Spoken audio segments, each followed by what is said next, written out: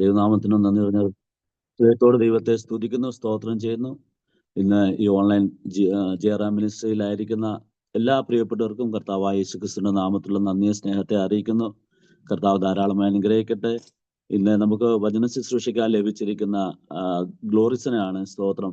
കർത്താവിന്റെ ദാസനെ എനിക്ക് ഇതുപോലെ ഒരു ഓൺലൈൻ പ്ലാറ്റ്ഫോമിൽ ബാവച്ചെറിയാൻ്റെ ബൈബിൾ സ്റ്റഡിയിൽ പിന്നെ ഞങ്ങൾ മിക്കവാറും നിരന്തരം ഞാൻ അതിൽ ജോയിൻ ചെയ്യുന്ന വ്യക്തിയാണ്. അങ്ങനെയാണ് എനിക്ക് ഗ്ലോറിസണിലെ മിക്കവാറും ദൈവദാസനാണ് അവിടെ ബൈബിൾ വചനം ബാവച്ചെറിയാൻ പാസ്റ്റർ വായിച്ചു കൊടുക്കുന്നത്. അത് എൻ്റെ ഉള്ളിൽ അതെനിക്ക് ഭയങ്കര ഒരു ഫീല് പോലെ തോന്നി. ഞാനിങ്ങനെ ഫേസ്ബുക്കിൽ ഇങ്ങനെ നോക്കിക്കൊണ്ടിരുന്നപ്പോൾ ഇടയ്ക്കിടയ്ക്ക് ഈ ഗ്ലോറിസിന്റെ മെസ്സേജ് ഞാൻ മിക്കവാറും കേൾക്കും. അതെനിക്ക് എന്നെ ഒരുപാട് ടച്ച് ചെയ്യുകയും അന്നേരം തൊട്ട് എൻ്റെ ഉള്ളിൽ ഒരു ആഗ്രഹം ഉണ്ടായിരുന്നു, തൻ്റെ ദാസനുമായിട്ടൊന്ന് പരിചയപ്പെടണം എന്നൊക്കെ വലിയ ആഗ്രഹമായിരുന്നു. അങ്ങനെ ഒരു ദിവസം ഞാൻ ദേവദാസനെ വിളിപ്പാനിടയായി തീർന്നു. വിളിച്ചു. ഞാൻ ഇതുപോലെ ഒരു ഓൺലൈൻ മീറ്റിംഗ് നടത്തുന്നുണ്ട്, വചനം ശുശ്രൂഷിക്കാമോ എന്ന് ചോദിച്ചു. തൻ്റെ ദാസൻ അത് ഏറ്റെടുത്തു. ഞങ്ങൾക്ക് നേരത്തെ ഒരു ദിവസം ഇതുപോലെ സൂം മീറ്റിംഗിൽ ഞങ്ങൾക്ക് ഒന്നിച്ച് എൻ്റെ ഓൺലൈൻ പ്രയർ മീറ്റിംഗിൽ തൻ്റെ ദാസന് വചനം ശുശ്രൂഷിക്കാൻ ഇടയായി തീർന്നു. ഇപ്പോഴും ഞാൻ ഇന്നലെ എന്നപോലെ ഞാൻ ആ വചനമൊക്കെ ഇപ്പോഴും ഓർക്കുകയും ധ്യാനിക്കുകയും ചെയ്യുന്നു. അത് ഞങ്ങളുടെ ജീവിതത്തിൽ അതൊക്കെ വലിയ വിടുതലായിരുന്നു. സ്തോത്രം. അങ്ങനെ തൻ്റെ ദാസനെ ഇന്ന് പൽക്കാലം ഈ ജെറാം മിനിസ്ട്രി നേരത്തെ ഞങ്ങൾ വിളിച്ചതാണ്. എന്നാൽ അന്നൊക്കെ ഇച്ചിരി അസൂര്യമൊക്കെ ഉള്ളതുകൊണ്ട് അന്ന് ലഭിച്ചില്ല. എന്നാൽ ഈ വൈകിയ വേളയിൽ ഇന്ന് ശനിയാഴ്ച വൈകിട്ട് വേളയിൽ നമുക്ക് ഒന്നിച്ച് തന്റെ ദാസനോടൊപ്പം ആയിരിക്കാനും, ഹല്ലേലൂയ സ്തോത്രം, ഇന്നത്തെ വചന ശുശ്രൂഷ നമുക്ക് ഓരോരുത്തർക്കും അത് അനുഗ്രഹവും വിടുതലുമായി തീരട്ടെ. തന്റെ ദാസനെ തുടർന്നുള്ള വചന ശുശ്രൂഷയ്ക്ക് വേണ്ടി ഗ്ലോറിസ് മോനെ ക്ഷണിച്ചുകൊണ്ട് ഞാൻ എന്റെ വാക്കിൽ നിന്നിരിക്കുന്നു. സ്തോത്രം. Praise God. Thank you so much, Uncle. നിൻ മഹാകൃപയ്ക്കായി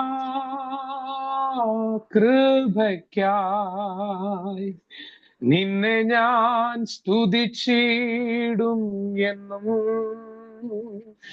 നിൻ മഹാകൃപയ്ക്കായി അങ്ങേ ഞാൻ സ്തുതിച്ചിടുമെന്നും. എന്റെ കൂടെ ഒരുമിച്ച വരികൾ പറയാമോ?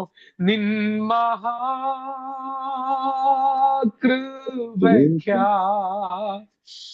ശതരവനവ അങ്ങേ ഞാൻ സ്തുതിച്ചിടും എന്നും. നിൻ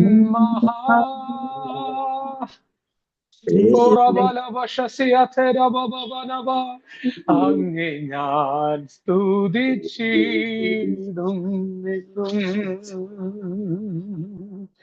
നിൻ മഹാകൃപയ്ക്കായി അങ്ങേ ഞാൻ സ്തുതിച്ചിടും എന്നും. നിൻ മഹാകൃപയ്ക്കായി അങ്ങേ ഞാൻ സ്തുതിച്ചിടും എന്നും.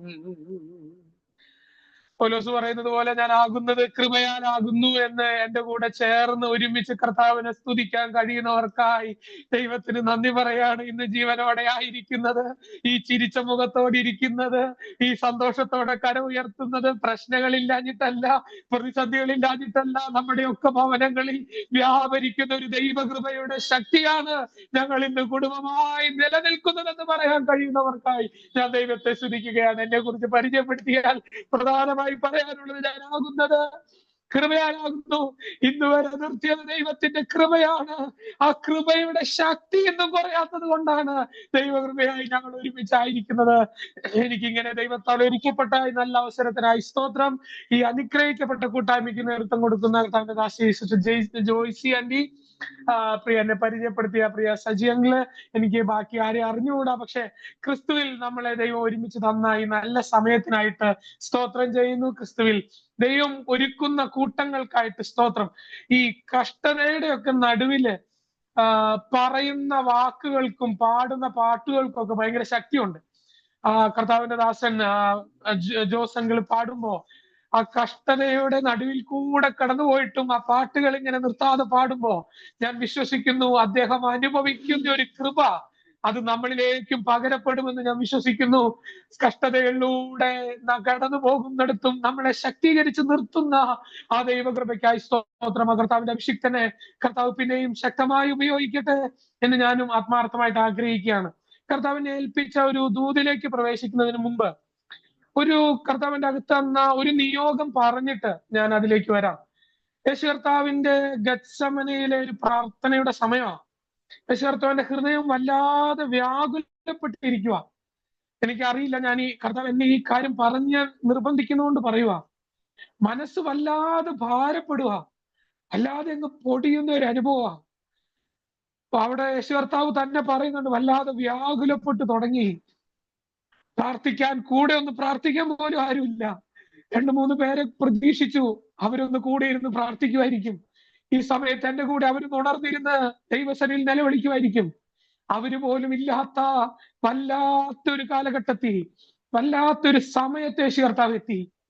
കൂടെ ഉണ്ടെന്ന് പറയാൻ, കർത്താവ് ഒരു അത്ഭുതം ചെയ്യുമെന്ന് പറയാൻ, ധൈര്യപ്പെടുത്താൻ പോലും ആരുമില്ലാത്ത, ഒന്നും അടുത്തിരുന്ന് ഒന്ന് പ്രാർത്ഥിക്കാനോ പുറത്ത് തട്ടി ഒന്ന് എൻകറേജ് ചെയ്യാനോ ആരുമില്ലാത്ത ആരൊക്കെയോ എന്നെ കേൾക്കുന്നുണ്ട്. അവരോട് ഈ ഒരു നിയോഗത്തോട് ഈ ഒരു ദൂത് ഞാൻ പറയട്ടെ. യേശു കർത്താവിന്റെ ആ പ്രാർത്ഥനയുടെ സമയത്ത് തന്റെ വിയർപ്പ് രക്തത്തുള്ളി പോലെ നിലത്ത് വീണു. തന്റെ ഹൃദയം വല്ലാതെ പൊടിഞ്ഞുരുകുന്ന പ്രാർത്ഥന. ഞാൻ പറയാം, യേശു കർത്താവ് യാഗമായ ഒരു ക്രൂശിലാണെങ്കിലും തന്റെ അകത്ത് യാഗം നടന്നത് ആ പ്രാർത്ഥന മുറിക്കകത്താണ്. തന്നെത്താൻ യാഗമാക്കി കൊടുത്ത പ്രാർത്ഥന. പിതാവേ, എന്റെ ഇഷ്ടം വേണ്ടെന്ന് പറഞ്ഞ് പിതാവിന്റെ ഇഷ്ടത്തിന് വേണ്ടി സമ്പൂർണ്ണമായി ഏൽപ്പിച്ചു കൊടുത്ത പ്രാർത്ഥന, എൻകറേജ് ചെയ്യാൻ ആരുമില്ലാത്ത പ്രാർത്ഥന. ആ പ്രാർത്ഥന മുറിക്കകത്ത് എഴുതി വെച്ചത് ഇങ്ങനെയാണ്: സ്വർഗത്തിലെ ദൂതൻ ഇറങ്ങി വന്ന് യേശുവിനെ ബലപ്പെടുത്തി, യേശുവിനെ ബലപ്പെടുത്തി, യേശുവിനെ ബലപ്പെടുത്തി. ഞാനൊരു കാര്യം പറയട്ടെ, ചിലരോട് നാളുകളിലെ പ്രതിസന്ധികൾക്ക് മുമ്പിൽ ഇന്ന് നിയോഗത്തോടെ പ്രാർത്ഥിക്കാൻ, പ്രാർത്ഥന മുറിക്കകത്ത് കയറാൻ ദൈവം നിയോഗപ്പെടുത്തുന്നുണ്ടെങ്കിൽ, താങ്ക് യു അങ്ങളെ, അവനെ ശക്തിപ്പെടുത്തുവാൻ സ്വർഗത്തിൽ നിന്ന് ഒരു ദൂതൻ അവന് പ്രത്യക്ഷമായി ആരും മുമ്പിലില്ലെങ്കിലും, കണ്ണിന് മുമ്പിൽ ആരെയും കാണാനില്ലെങ്കിലും, സ്വർഗത്തിൽ നിന്ന് ദൈവിക ദൂതന്മാരെ ദൈവം നമുക്ക് വേണ്ടി അയക്കും. നമ്മെ ധൈര്യപ്പെടുത്താൻ, നമ്മെ ബലപ്പെടുത്താൻ, നമ്മെ ശക്തീകരിക്കാൻ, ഒരു പുതിയ നിയോഗം നമ്മളിൽ പകരാൻ, ഒരു പുതിയ അഭിഷേകം നമ്മളിൽ പകരാൻ, ഒരു പുതിയ ദൂതം, പുതിയ ഒരു കാലഘട്ടത്തിന് വേണ്ടി നമ്മെ ഒരുക്കാൻ ദൈവിക ദൂതന്മാരെ ദൈവം നമ്മുടെ അടുത്തേക്ക് അയക്കും. എത്ര പേർ വിശ്വസിക്കുന്നുണ്ട്? എന്നെ ശക്തിപ്പെടുത്താൻ, എന്നെ ബലപ്പെടുത്താൻ ഇന്നും ദൈവിക ദൂതന്മാർ എന്റെ ഭവനത്തിലും വരും, എന്റെ അടുത്തും വരും. അതൊക്കെ അനുഭവിച്ചിട്ടുള്ളവർക്കായിട്ട് സ്തോത്രം ചെയ്യാം. ഞാൻ എന്റെ അനുഭവങ്ങളിലേക്ക് പോയ വചനത്തിലേക്ക് എത്താൻ പറ്റത്തില്ല, പക്ഷെ ഇത് ഞാനൊരു കാര്യം പറയാൻ പറ്റുക. ഒരു കാലഘട്ടത്തിലേക്ക് യേശു കടക്കുന്നതിന് മുമ്പ്, ക്രൂശിന്റെ റൂട്ടിലേക്ക് കടക്കുന്നതിന് മുമ്പ്, ഞാൻ ഇങ്ങനെ വിശ്വസിക്കുന്നത്, ആ ക്രൂശ് എടുത്ത് യേശുവിന്റെ തോളിൽ വെക്കുമ്പോൾ അല്ല യേശുവിനെ ബലപ്പെടുത്തുന്നത്. യേശുവിനെ ബലപ്പെടുത്തിയിട്ടാണ് ആ ക്രൂശ് യേശുവിന്റെ ഷോൾഡറിലേക്ക് വെക്കുന്നത്. ഞാനൊരു കാര്യം പറയാം, നമ്മുടെ അകത്ത് ദൈവം കഷ്ടത്തിന് മുമ്പ് ഒരു ബലം പകർന്നിരിക്കും, പ്രതിസന്ധിക്ക് മുമ്പ് ഒരു ശക്തി പകർന്നിരിക്കും. നമ്മൾ ഇന്ന് കടന്നു പോകുന്ന ഏതെങ്കിലും സാഹചര്യം ഒത്തിരി പ്രയാസമുള്ളതാണെന്ന് തോന്നുന്നുണ്ടെങ്കിൽ, ഞാൻ ഇന്ന് വിശ്വസിക്കുന്നു, നമ്മൾ ഇന്ന് പ്രാർത്ഥിക്കുന്നിടത്ത് നാളുകളിലെ പ്രതിസന്ധികളെ തരണം ചെയ്യാനുള്ള ഒരു സ്വർഗീയ ബലം നമ്മളിൽ പകരപ്പെടുന്നുണ്ട്. ആത്മാവിൽ അതിനെ സ്വീകരിക്കുന്ന എത്ര പേരുണ്ടെന്ന് അറിയത്തില്ല. ഇന്ന് ഒറ്റയ്ക്കിരുന്ന് പ്രാർത്ഥിക്കുന്ന പ്രാർത്ഥന മുറികളിൽ, അന്യഭാഷകളിൽ ഒറ്റയ്ക്ക് ദൈവസന്നിധിയിൽ പ്രാർത്ഥിക്കുമ്പോൾ ദൈവിക ശക്തീകരണം ദൈവം സംഭവിക്കുന്നുണ്ട്, ദൈവത്താലുള്ള പകർച്ചകൾ നമ്മൾ സംഭവിക്കുന്നുണ്ട്. പക്ഷെ കർത്താവിനോട് ഞാൻ എന്റെ ചെവിയിൽ കേട്ട ആ വാക്ക് പറഞ്ഞിട്ട് ഞാൻ ഈ ചിന്തയ്ക്ക് ഇവിടെ നിർത്തട്ടെ. അതിങ്ങനെയാ, യേശു കർത്താവിന്റെ മുമ്പിൽ ഒരു കാലം തുറന്നു. യേശു കർത്താവിന്റെ ക്രൂശിന്റെ ടൈം ഓപ്പൺ ആയി. ആ സീസൺ കുറച്ചു നാളത്തേക്കേ ഉള്ളൂ, കൂടിപ്പോയ 3 ദിവസത്തേക്കേ ഉള്ളൂ. ആ അടച്ചു വെക്കുന്ന കാലം 3 ദിവസത്തേക്കേ ഉള്ളൂ. ഇതിനപ്പുറത്ത് ദൈവിക നിയോഗത്തിലേക്ക് ദൈവം നമ്മളെ വീണ്ടും കയറ്റും. ഞാൻ ആ ഒരു വാക്ക് പറഞ്ഞാണ് എന്നെ കർത്താവ് നിയോഗം തന്നതുകൊണ്ട് ഞാൻ പറഞ്ഞത്. ഇന്ന് കടന്നു പോകുന്ന ഈ അടയ്ക്കപ്പെട്ട കാലം കുറച്ചു കാലത്തേക്കേ ഉള്ളൂ. ഇന്ന് കടന്നു പോകുന്ന ഈ അടയപ്പെട്ട കാലം കുറച്ചു നേരത്തേക്കേ ഉള്ളൂ. ഈ അടയപ്പെട്ട കാലം കുറച്ചു നാളത്തേക്കേ ഉള്ളൂ. പ്രാർത്ഥന മുറിയിൽ ഇറങ്ങിയ ദൂതൻ ഒന്നുകൂടി ഇറങ്ങും, കല്ലറയിലെ കല്ലുരുട്ടി മാറ്റാൻ. ഒറ്റയ്ക്കിരുന്ന് പ്രാർത്ഥിക്കുമ്പോൾ ഇറങ്ങിയ ദൈവിക ഇടപെടൽ പിന്നെയും ഒരിക്കൽ കൂടി ഇറങ്ങും, ചില കല്ലുകൾ ഉരുട്ടി മാറ്റാൻ. എത്ര പേര് നിയോഗത്തോടെ ദൂതിനെ സ്വീകരിക്കുന്ന എനിക്കറിയത്തില്ല. ഇന്ന് പ്രാർത്ഥിക്കുമ്പോൾ സ്വീകരിക്കുന്ന അതേ ബലം തന്നെ പ്രാർത്ഥിക്കാൻ പോലും കഴിയാതെ യേശു കർത്താവിന്റെ ശരീരം അനക്കമില്ലാതെ കിടക്കുമ്പോഴും ദൈവിക ഇടപെടലുകൾ തീർന്നിട്ടില്ലെന്ന് ആ കല്ലറയ്ക്കകത്ത് പിന്നെയും അതേ ദൂതന്റെ ഇടപെടൽ, അതേ ദൂതന്റെ ദൈവികമായ സന്ദർശനങ്ങൾ ഉണ്ടാകുകയാ. കർത്താവെ, അടിയന് തന്ന ആ നിയോഗത്തോടെ ആ ദൂത് പങ്കുവെക്കുന്നു. ഇത് സ്വീകരിക്കുന്ന ചിലരുടെ മേൽ അവരിൽ പ്രാർത്ഥന മുറിക്കകത്ത് അവർ സ്വീകരിച്ചത് ഇന്നൊരു പക്ഷെ ഒന്നും ചെയ്യാനാവാത്ത അവസ്ഥക്കകത്ത് അവരിൽ പകർന്ന് അവരെ ധൈര്യപ്പെടുത്തിയ അതേ ദൈവിക ദൂതന്മാർ പിന്നെയും ഒരിക്കൽ കൂടി അവരുടെ ലൈഫിൽ ഇറങ്ങുന്നത്, ഒരിക്കൽ കൂടിയുള്ള ദൈവിക സന്ദർശനങ്ങൾ ഉണ്ടാകുന്നത് ഈ ജനം കാണട്ടെ കർത്താവെ. അവരെ വചനം വെച്ച് അനുഗ്രഹിച്ച് പ്രാർത്ഥിക്കുന്നു യേശുവിൻ നാമത്തിൽ തന്നെ. ആമേൻ, ആമേൻ, ആമേൻ, ആമേൻ. കർത്താവ് നമ്മെ സഹായിക്കട്ടെ. സന്തോഷത്തോടെ കരങ്ങൾ ഉയർത്തി കർത്താവിനൊന്ന് സ്തോത്രം ചെയ്യാം. ഹല്ലേലൂയ. നമുക്ക് നമ്മുടെ ശ്രദ്ധയെ 2 കൊരിന്ത്യ ലേഖനത്തിലേക്ക് തിരിക്കാം. 2 കൊരിന്ത്യ ലേഖനം 4-ാം അധ്യായം 14 മുതൽ 17 വരെയുള്ള വാക്യങ്ങൾ. 2 കൊരിന്ത്യ ലേഖനം 2-ാം അധ്യായം 14 മുതൽ 17 വരെയുള്ള വാക്യങ്ങൾ. വളരെ ശാന്തമായി ദൈവിക വചനം പഠിച്ച് പരിശുദ്ധാത്മാവ് നമ്മളെ നയിക്കുന്ന പോലെ ആ ഭാഗത്തുകൂടെ നമുക്ക് പോകാം. 2 കൊരിന്ത്യ ലേഖനം 2-ാം അധ്യായം. ഐ റിക്വസ്റ്റ് നിങ്ങൾ പറ്റുന്നവരൊക്കെ, കഴിയുന്നവരൊക്കെ നിങ്ങളുടെ വീഡിയോകൾ ഓൺ ആക്കുകയും നിങ്ങൾ ബൈബിള് തുറന്ന് ആ ഭാഗം നമുക്ക് ഒരുമിച്ച് വായിക്കാം. കർത്താവ് നമ്മളോട് സംസാരിക്കട്ടെ. നമുക്ക് ആ ഭാഗം ഒന്ന് വായിക്കാം. ആർക്കെങ്കിലും ഒരാൾക്ക് ശബ്ദം ഉയർത്തി വായിക്കാമോ? ഞങ്ങൾ ദൈവവചനത്തിൽ കൂട്ടുചേർക്കുന്ന അനേകരെ പോലെയല്ല, നിർമ്മലതയോടും ദൈവത്തിന്റെ കൽപ്പനയാലും ദൈവസന്നിധിയിൽ ക്രിസ്തുവിൽ സംസാരിക്കും. Thank you aunty. 14 തൊട്ട് 17 വരെ ഒന്ന് വായിക്കാമോ? ക്രിസ്തുവിൽ ഞങ്ങളെ എപ്പോഴും ജയോത്സവമായി നടത്തുകയും എല്ലായിടത്തും ഞങ്ങളെ കൊണ്ട് തന്റെ പരിജ്ഞാനത്തിന്റെ വാസന വെളിപ്പെടുത്തുകയും ചെയ്യുന്ന ദൈവത്തിന് സ്തോത്രം. രക്ഷിക്കപ്പെടുന്നവരുടെ ഇടയിലും നശിക്കുന്നവരുടെ ഇടയിലും ഞങ്ങൾ ദൈവത്തിന്റെ ക്രിസ്തുവിന്റെ സൗരഭ്യ വാസനയാകുന്നു. ഇവർക്ക് മരണത്തിൽ നിന്നും മരണത്തിലേക്കുള്ള വാസന, അവർക്കോ ജീവനിൽ നിന്നും ജീവനിലേക്കുള്ള വാസന തന്നെ. എന്നാൽ ഇതിന് ആർ പ്രാപ്തൻ? ഞങ്ങൾ ദൈവവചനത്തിൽ കൂട്ടുചേർക്കുന്ന അനേകരെ പോലെയല്ല, നിർമ്മലതയോടും ദൈവത്തിന്റെ കൽപ്പനയാലും ദൈവസന്നിധിയിൽ ക്രിസ്തുവിൽ സംസാരിക്കുന്നു.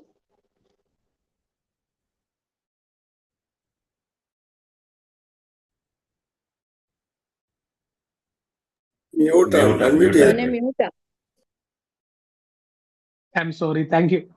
16-ാമത്തെ വാക്യം, 17-ാമത്തെ വാക്യം, പൗലോസ് അപ്പോസ്തലന്റെ ക്രിസ്തുവിലുള്ള തന്റെ ശുശ്രൂഷയിൽ, അല്ലെങ്കിൽ താൻ ഒരു വചനം പങ്കുവെക്കാൻ നിൽക്കുമ്പോൾ താൻ ആ മുകളിൽ പറയുന്ന ദൈവവചന ഭാഗത്തേക്ക് നമ്മുടെ ശ്രദ്ധയെ തിരിക്കുകയാണ്. കർത്താവിനെ ഏൽപ്പിച്ച സന്ദേശം ക്രിസ്തുവിന്റെ സൗരഭ്യ വാസനയാവുക എന്നുള്ള ഒരു ദൈവിക സന്ദേശത്തിലേക്കാണ് നമ്മുടെ ശ്രദ്ധ നാം കൊണ്ടുപോകുന്നത്. പക്ഷെ ഈ ദൈവിക സന്ദേശം പൗലോസ് പറയുമ്പോൾ പൗലോസിന്റെ പ്രാഗൽഭ്യം അവിടെ പറയാണ്, ഞങ്ങൾ ദൈവവചനത്തിൽ കൂട്ടുചേർക്കുന്ന അനേകരെ പോലെ അല്ല. ദൈവവചനത്തിൽ തങ്ങളുടേതായിട്ടുള്ള ചിന്തകളും തങ്ങളുടേതായിട്ടുള്ള ആശയങ്ങളും കൂട്ടിച്ചേർത്ത് പറയുന്ന, പഠിപ്പിക്കുന്ന ഒരു കൂട്ടർ അവിടെ ഉള്ളപ്പോ തന്നെ പൗലോസ് പറയും, ഞങ്ങൾ വചനത്തിൽ ഞങ്ങളുടേതായിട്ടുള്ളതൊന്നും കൂട്ടുചേർക്കാറില്ല. ഞങ്ങൾ ശുശ്രൂഷിക്കുന്ന ഇടങ്ങളിൽ ദൈവവചനത്തിൽ ഞങ്ങളുടേതായിട്ടൊന്നും ഇടാറില്ല. അടുത്ത വാക്ക് പറയാ, ഞങ്ങളത് പറയുമ്പം തികഞ്ഞ നിർമ്മലതയോടെയാ ഞങ്ങൾ ദൈവവചനത്തിൽ നിന്ന് സംസാരിച്ചിട്ടുള്ളത്. തികഞ്ഞ നിർമ്മലതയോടെയാ ഞങ്ങൾ ദൈവശബ്ദം പറഞ്ഞിട്ടുള്ളത്. അടുത്ത വാക്ക് പറയാണ്, ഞങ്ങൾ പറഞ്ഞിട്ടുള്ളത് ഞങ്ങൾക്ക് കിട്ടിയ ദൈവത്തിന്റെ കൽപ്പന അതേപോലെ താൻ പങ്കുവെച്ചിട്ടുണ്ട്. ഞാനിത് ഇങ്ങനെ ശുശ്രൂഷിക്കുന്ന ഒരു പ്രാഗൽഭ്യം ആലോചിച്ച് നോക്കിയേ. എനിക്കത് വായിച്ചപ്പോ ഭയങ്കര സന്തോഷം തോന്നി. ഈ വചനം പറയാനൊക്കെ ഉള്ള ഒരു പ്രോത്സാഹനം എന്ന് പറയുന്നത് ചിലപ്പോ ഇത് കഴിയുമ്പോൾ ആരും നന്നായിരുന്നു പോലും വിളിച്ചു പറയാനൊന്നും ഉണ്ടാവില്ല. പക്ഷെ ഇത് പറയുമ്പോ അകത്തൊരു ഉറപ്പുണ്ട്. ഞങ്ങൾ ഇത് പറയുന്നത് 17-ാമത്തെ വാക്യമാണ്. 17. ഓക്കെ, ഞങ്ങൾക്ക് അടുത്ത വാക്യം. ഓക്കെ, ഞങ്ങൾ ദൈവവചനത്തിൽ കൂട്ടുചേർക്കുന്ന അനേകരെ പോലെ അല്ല സംസാരിക്കുന്നത്, നിർമ്മലതയോടെ സംസാരിക്കുന്ന. 2, ദൈവത്തിന്റെ കൽപ്പനയാലാണ് സംസാരിക്കുന്നത്. ഇത് ആര് പറഞ്ഞിട്ടാ സംസാരിക്കുന്നത്? അകത്ത് ഭയങ്കര ഒരു പ്രേരണയാ, ഒരു കമാൻഡിങ് അകത്ത് കിടക്കുക, അകത്തൊരു കൽപ്പന കിടന്നുകൊണ്ട് സംസാരിക്കുക. അടുത്തത് പറയുക, ഞങ്ങൾ ദൈവസന്നിധിയിലാണ് ഇത് സംസാരിക്കുന്നത്. അടുത്ത വാക്യം എഴുതിയിരിക്കുക, ക്രിസ്തുവിലാണ് ഇത് സംസാരിക്കുന്നത്. അങ്ങനെയൊക്കെ സംസാരിക്കാൻ, അങ്ങനെയൊക്കെ പൂർണ്ണ നിയോഗത്തോടെ ദൈവവചനം സംസാരിക്കാൻ ഈ തലമുറയിൽ, ഈ കൂട്ടത്തിൽ നമ്മൾ ഓരോരുത്തരെയും ദൈവം എഴുന്നേൽപ്പിക്കട്ടെ. മനുഷ്യരുടെ കൂട്ടുചേർത്ത് പറയുന്നതല്ല, കർത്താവിന്റെ കൽപ്പന പറയാൻ, നിർമ്മലതയോടെ പറയാൻ, അത് കർത്താവിന്റെ സന്നിധിയിൽ നിന്നുകൊണ്ട് പറയാൻ, ക്രിസ്തുവിൽ സംസാരിക്കുന്നുള്ള ഉറപ്പോടെയൊക്കെ സംസാരിക്കാൻ, അതുപോലെയൊക്കെ ദൈവവചനം സംസാരിക്കാൻ നമുക്ക് എല്ലാവർക്കും കർത്താവ് സഹായിക്കട്ടെ. എന്താണ് പൗലോസോടെ പറയാൻ വെക്കുന്ന സന്ദേശം? ഈ 2 കൊരിന്ത്യ ലേഖനത്തിൽ നാം എങ്ങനെ ആയിരിക്കണം, അല്ലെങ്കിൽ കർത്താവ് നമ്മെ എങ്ങനെ കാണാൻ ആഗ്രഹിക്കുന്നു എന്നുള്ളതിനെ കുറിച്ച് നല്ല രസകരമായ ഒത്തിരി ഇല്ലുസ്ട്രേഷൻസ് പറഞ്ഞ് മനസ്സിലാക്കുന്ന ഭാഷയിൽ ഇത് പങ്കുവെക്കാൻ ആഗ്രഹിക്കുന്നുണ്ട് പൗലോസ്. ഞാൻ സമയത്തിന്റെ അപൂർണത കൊണ്ട് ഞാൻ വാക്യങ്ങളിൽ ഞാൻ തന്നെ വായിക്കാം. 1 കൊരിന്ത്യർ ലേഖനം 3-ാം അധ്യായം 16-ാം വാക്യത്തിൽ ഇങ്ങനെ പറയുന്നത്, നമ്മൾ ദൈവത്തിന്റെ മന്ദിരമെന്നും ദൈവത്തിന്റെ ആത്മാവ് നമ്മിൽ വസിക്കുന്നുവെന്നും നിങ്ങൾ അറിയുന്നില്ലേ? അപ്പൊ ദൈവം നമ്മെ കാണാൻ ആഗ്രഹിക്കുന്നത്, നമ്മളെ ദൈവം നോക്കുമ്പോൾ ദൈവം കാണാൻ ആഗ്രഹിക്കുന്ന സ്റ്റാറ്റസ് എന്ന് പറയുന്നത് ദൈവം വസിക്കുന്ന ഒരു മന്ദിരമായിട്ട് നമ്മെ കാണാൻ ആഗ്രഹിക്കുന്നു എന്നോടെ പരിചയപ്പെടുത്തുക. അതുപോലെ തന്നെ 2 കൊരിന്ത്യർ ലേഖനം 3-ാം അധ്യായത്തിന്റെ വാക്യത്തിൽ പറയാണ്, ഞങ്ങൾ അതിന്റെ 2 കൊരിന്ത്യർ ലേഖനം 3-ന്റെ ഞങ്ങളുടെ ശുശ്രൂഷയാൽ ഉണ്ടായ 3-ാം വാക്യം, ക്രിസ്തുവിന്റെ പത്രമായി നിങ്ങൾ വെളിപ്പെടണം. നമ്മളെ ദൈവം കാണാൻ ആഗ്രഹിക്കുന്നത് നമ്മൾ ഒത്തിരി സംസാരിക്കുന്നതിനേക്കാൾ നമ്മൾ തന്നെ വിസിബിൾ ആകുന്ന, നമ്മളിലൂടെ ക്രിസ്തുവിനെ വായിച്ചെടുക്കാൻ പറ്റുന്ന തരത്തിൽ ക്രിസ്തുവിന്റെ പത്രങ്ങളായിട്ട് നാം മാറണം എന്ന് പൗലോസ് അവിടെ പരിചയപ്പെടുത്തുകയാണ്. 2 കൊരിന്ത്യർ ലേഖനം 5-ാം അധ്യായം 20-ാം വാക്യത്തിൽ പൗലോസ് പറയുന്നത്, ഞങ്ങൾ ക്രിസ്തുവിന് വേണ്ടി സ്ഥാനാപതികളായി ദൈവത്തോട് നിരന്നു കൊള്ളണം എന്ന് വെച്ചാൽ ഒരു അംബാസിഡേഴ്സ് ഓഫ് ക്രൈസ്റ്റ്, ക്രിസ്തുവിന്റെ സ്ഥാനത്ത് നിൽക്കുന്നവരായിട്ട് നമ്മെ കാണണം എന്ന് ദൈവം ആഗ്രഹിക്കുക. ഏത് മേഖലയ്ക്കകത്തും കർത്താവ് നിൽക്കുന്ന ഇടത്ത് നിൽക്കുന്നവരായിട്ട് നമ്മെ കാണണമെന്ന് ആഗ്രഹിക്കുകയാണ്. അതുപോലെ തന്നെ 2 കൊരിന്ത്യർ ലേഖനം 4-ാം അധ്യായത്തിനകത്ത് അതിന്റെ 7-ാം വാക്യത്തിൽ ഇങ്ങനെ പറയുന്നു, എങ്കിലും ഈ അത്യന്ത ശക്തി ഞങ്ങളുടെ സ്വന്തം എന്നല്ല, ദൈവത്തിന്റെ ദാനം അത്ര എന്ന് വരേണ്ടതിന് ഈ നിക്ഷേപം ഞങ്ങൾക്ക് മൺപാത്രങ്ങളിലാകുന്നുള്ളത്. ക്രിസ്തുവിന്റെ ശക്തി വഹിക്കുന്ന മൺപാത്രങ്ങളായിട്ട് നാം വെളിപ്പെടണം ഈ ഭൂമിയിൽ എന്ന് പരിശുദ്ധാത്മാവ് അവിടെ ആഗ്രഹിക്കുക. ഇങ്ങനെയുള്ള ആഴമേറിയ ദൈവിക ചിന്തകളുടെ, വെളിപ്പാടുകളുടെ ഒരു കലവറ തന്നെ കൊരിന്ത്യ ലേഖനത്തിൽ നമുക്ക് കാണുവാനായിട്ട് കഴിയും. ഇതിനകത്ത് നിന്ന് പരിശുദ്ധാത്മ നിയോഗത്താൽ കർത്താവ് എന്നെ ഏൽപ്പിച്ച ചിന്ത എന്ന് പറയുന്നത്, കഴിഞ്ഞ ദിവസങ്ങളിലൊക്കെ 2-3 ദിവസമായിട്ട് അകത്ത് കത്തിക്കൊണ്ടിരിക്കുന്ന ഒരു ചിന്തയാണ്, ക്രിസ്തുവിന്റെ സൗരഭ്യ വാസനയായിട്ട് നാം മാറുക. നമ്മുടെ വാക്യം എഴുതിയിട്ടുള്ളത് ഇങ്ങനെയാണ്, ദൈവത്തിന് ക്രിസ്തുവിന്റെ സൗരഭ്യവാസനയാവുക. ദൈവത്തിന് ക്രിസ്തുവിന്റെ സൗരഭ്യവാസനയാവുക. ഞാനൊരു കാര്യം ശാന്തമായിട്ട് ചോദിക്കട്ടെ, ഒരു പക്ഷെ ഒത്തിരി ഈ കാര്യം എന്റെ കൂടെ നിൽക്കണേ, നമ്മളെ മറ്റുള്ളവർക്ക് എങ്ങനെയാ ഫീൽ ചെയ്യുന്നത്? വളരെ ശാന്തമായിട്ട് ഞാൻ ചോദിക്കുകയാണ്. ഇപ്പൊ എനിക്ക് എപ്പോഴും ഞാൻ സൂപ്പറാണേ. അപ്പം എന്ന് വെച്ചാല് എപ്പോഴും നമ്മൾ നല്ല അല്ലെ, എപ്പോഴും നമ്മുടെ ഭാഗത്തോടെ തെറ്റ് അല്ല, ഞാനല്ലേ ശരി, അവരല്ലേ തെറ്റ്. എപ്പോഴും എന്റെ ഭാഗത്തുനിന്ന് ഞാൻ എപ്പോഴും പെർഫെക്റ്റാ. ഈ മറ്റുള്ളവരെ എനിക്കും ഭയങ്കരമായിട്ട് ഫീൽ ചെയ്യും, അവരത് ചെയ്ത് ശരിയായില്ല, അവരിങ്ങനെയായിരുന്നു പെരുമാറിയിട്ടിരുന്നത്, അങ്ങനെ അവരുടെ ആറ്റിറ്റ്യൂഡ് ശരിയായില്ല. ഇത് നമുക്ക് ഈസിയാണ്. പക്ഷെ എന്റെ ചോദ്യം, നമ്മൾ മറ്റുള്ളവർക്ക് എങ്ങനെയാ ഫീൽ ചെയ്യുന്നത്? എങ്ങനെ മറ്റുള്ളവർ നമ്മളെ ഫീൽ ചെയ്യുന്നത്? നമ്മൾ വായിച്ച ആ വാക്യം ഒന്നുകൂടി ഓർപ്പിച്ച് പറയുകയാണെ, ഞങ്ങൾ ദൈവത്തിന് ക്രിസ്തുവിന്റെ സൗരഭ്യവാസനയാകുന്നു. ഓക്കെ, ദൈവത്തിന് എങ്ങനെ ഫീൽ, അതവിടെ നിൽക്കട്ടെ. അപ്പൊ നമ്മുടെ തൊട്ടടുത്ത് നമ്മുടെ സുഹൃത്തുക്കൾക്ക് നമ്മൾ എങ്ങനെ ഫീൽ ചെയ്യുന്നത്?